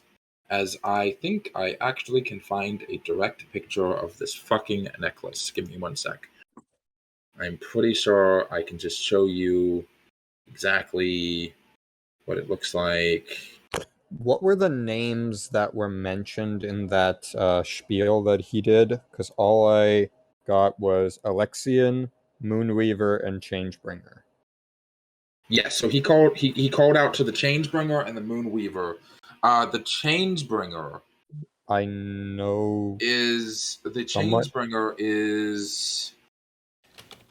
What was their name again? I forgot the name. Is Avandra. Avandra. Yeah. Avandra, also known as She Who Makes the Path, is the goddess of freedom, trade, travel, adventure, and luck. She encourages her followers to venture into the unknown.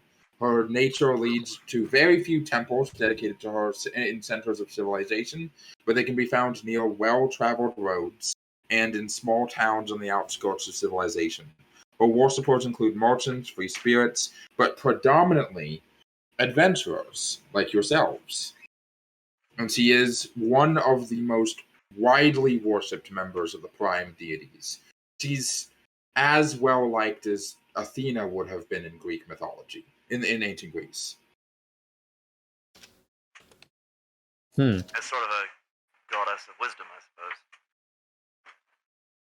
suppose. Less so wisdom and more so luck. Because when you're adventuring, luck is what you need. As I will be showing everyone over Roll20, boom. Nice. That is what the necklace looks like. That is sitting on the pedestal. It still is. No one's grabbed it yet. Well, actually, no. It is actually in Misten's palm when he wakes up because he did grab it. Oh. There goes that cover, because any amount of searching would have found that. No, not the emerald eye amulet. That's still around his neck, like under his total neck. Yeah, Drongo's kind of. The amulet of the amulet that was on the pedestal is in the palm of his hand. But Drongo reiterates, "See, friend's tired. We leave. You search. Was fun." What? It's still in my hand, right? Yes.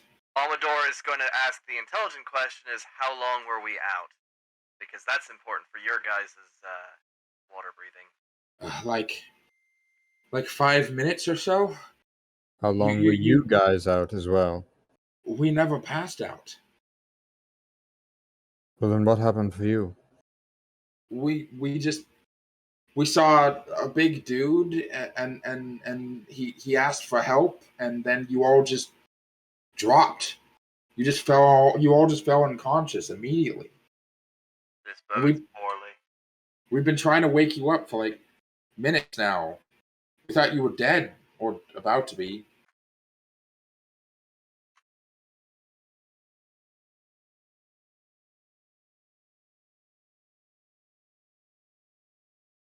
Come on.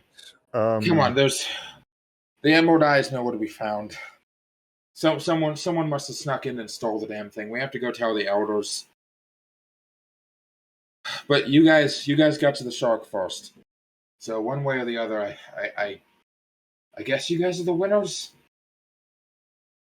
I want to blame your stupid fucking robot for slowing us down, but he actually helped us get through that faster.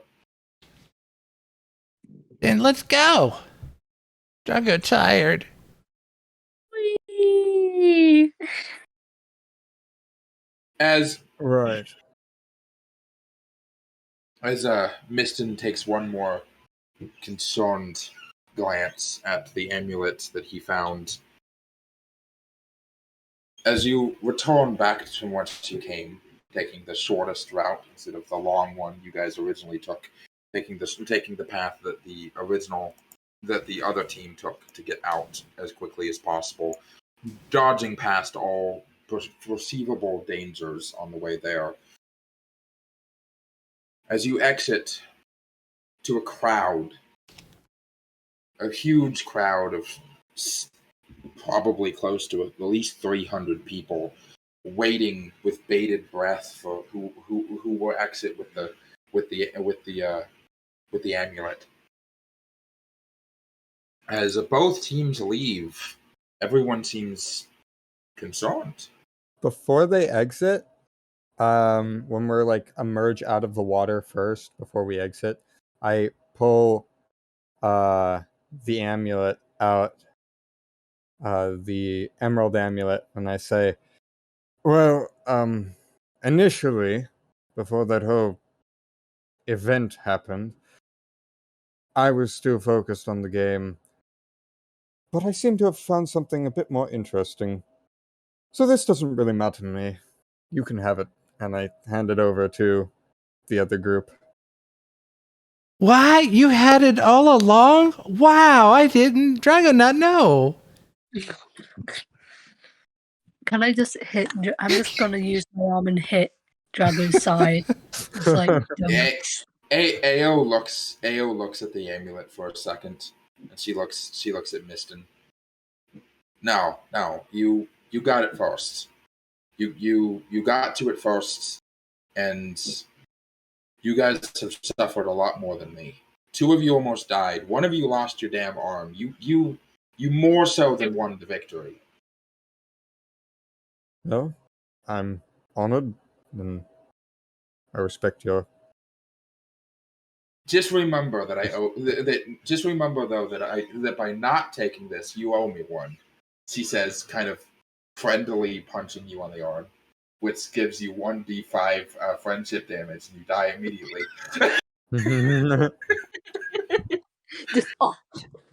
Just drops, ragdolls immediately. A wizard moment. takes 1d Well, I damage. suppose I don't really need this anymore, and I toss it over to somebody in the party, whoever wants to catch it. Do we roll? Is this like the My hands bouquet? I'm just gonna say that that I toss it over to Drongo. Okay. As you guys exit the cave, and the elder looks between all of you, surprised to see both teams basically leaving at the same time, but notices that Drongo is holding the emerald, and the old goblin smiles like fucking Yoda meme, big wide grin.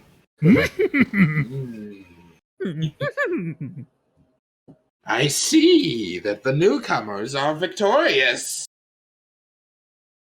As he steps forward and holds Drongo's hand up, and just kind of like looks over at Amedore like, bend down, bitch, and just puts Drongo on your shoulders, Amedore, so that and the crowd just goes crazy. A static crowd surrounds you all and offers congratulations and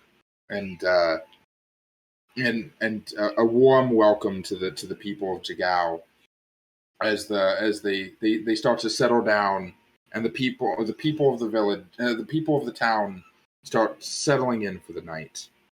Elder Ushru, as the crowd starts to disperse, walks over to the party and takes the emerald eye from you and says, "Good work. It's not often that newcomers are so successful in these events." It's fun. Did I miss the fact that the other team found out that they got betrayed? No, they found out, and then they were like, "Nah, bitch, you still won. Like, I get it, you were lying, you sneaky bitch, but you still won. So take it. But you owe us one. Oh, okay. You gotta pay attention. I was wondering if they. Well, no, I had a call. I had to go. Okay. Why? I got back. I was asking what happened. But they hand Misten a bag with 100 gold pieces. Oh shit! And they say, "You are not from here. You are travelers. Yes? And you are traveling?" Well, Drongo's a local trader. She. When she's saying that, she's looking at. He's looking at Amedore. Gotcha. Because they've never seen Amedore or Nadia before. Looking for adventure, you could say. Unbroken Tusk, tavern, inn. Stay the night for free, you will. Bixarm? Can I? She make points at a, Nadia. Can I make an insight check on Amedore? See if that's Oh. actually his goal, is just traveling, or if it's something else. That would be interesting. Please do. Please do.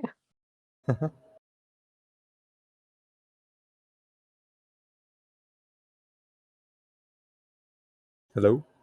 Yeah, DM. yeah. Yes. By all means, yeah. I suck at insight, but fuck it. Hey, that's still 16. Okay. So, Amador, you, in your own words, reveal the surface level of actual intention behind your character at the moment. You get the feeling that he's not really seeking adventure for the fun of it, but rather just to bide time, perhaps to run away from something. Alright. Which is odd because, the robot. As who currently has the jewel, the amulet that you found in the cave? The magic amulet, yeah, or the jewel magic, amulet? the magic amulet. Which That of would you be currently? me, and I'm holding on to it fairly tightly. Yeah, I don't think he As handed it to anyone. as the elder Ushu kind of looks between all of you, and they squint.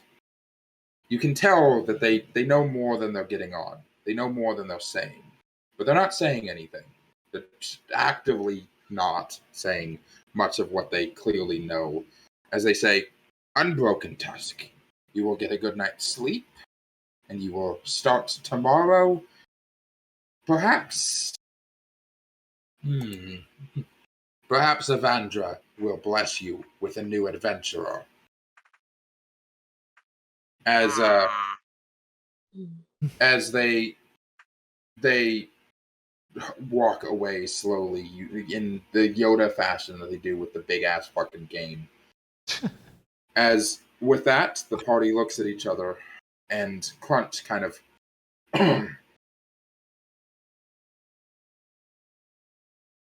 so that was weird. Quite. Quick question.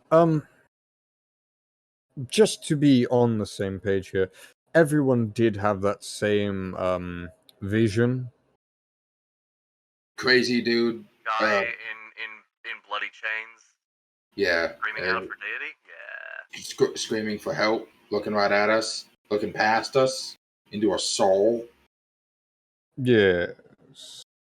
Yeah, I saw that too. I just wanted to be like a ship captain, and now I've got a boat, and this was fun. But I was trying to lay that AO chick, and that's not happening. So,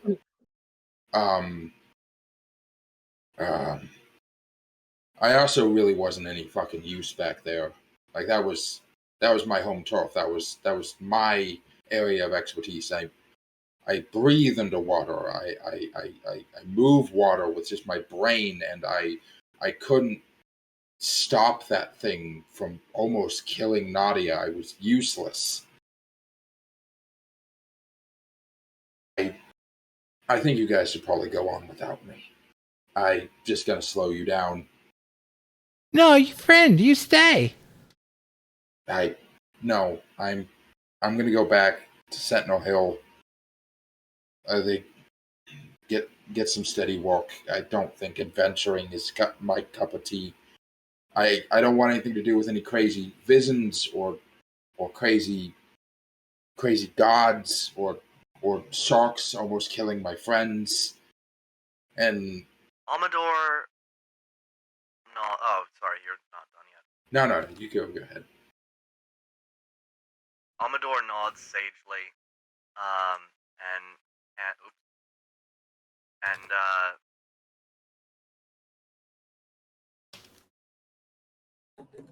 picks off a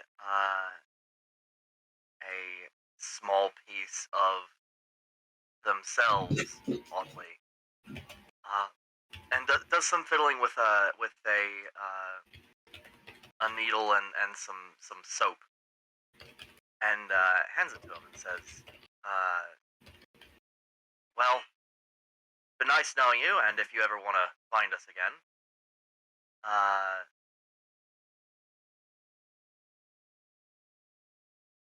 actually, I should have checked to make sure that this was possible, but basically, the strange magic that keeps Amedore together will always try to seek itself out, right? Yeah, your body parts kind of magnetically want to stick together. Iron Giant So style. basically, Amedore creates an Amedore compass. It's Iron If you Giant ever want style. to find us again and join us, don't be a stranger. He takes it and ties it around his neck and gives you a hug. Man, I promise I won't eat all your buddies back home. You better not. And because if you do, that invitation will turn from an invitation into a fucking burial. He swallows. Misten, hey, take care of Nadia. Don't let her die to a shark again. Very well. I can't say I knew you for Or very turtle. long, but you or seemed turtle. like yes. Or any fish. In fact, the only thing that really tends to hurt her are just wild animals. So keep her out. I'll keep her away from any birds. I imagine like a pigeon probably just make her explode. Drongo grins because she's a I'll wild keep animal that too. in mind. It was nice knowing you for the brief time that I did know you. And if any of you need a ship captain that has minimal experience and won't charge you shit since you're my friends, give me a ring. But I am going to take up that one night offer of the Unbroken Tusk. I'm not leaving tonight. That's stupid. He says as he just slings his trident over his shoulder and walks kind of off into the Wait, night. hold on. Oh? Nadia runs over and just tackles him into a hug with one arm. Come on, you can't do that without two arms, right? I can bloody well try. Hey, listen here, dumbass. Like what Amedore said, come find us. Just give it a think. And she reaches around her neck and pulls off her necklace. If you lose this, I'm gonna murder you. But this belongs to my mother. I would like you to hold on to it as a memory.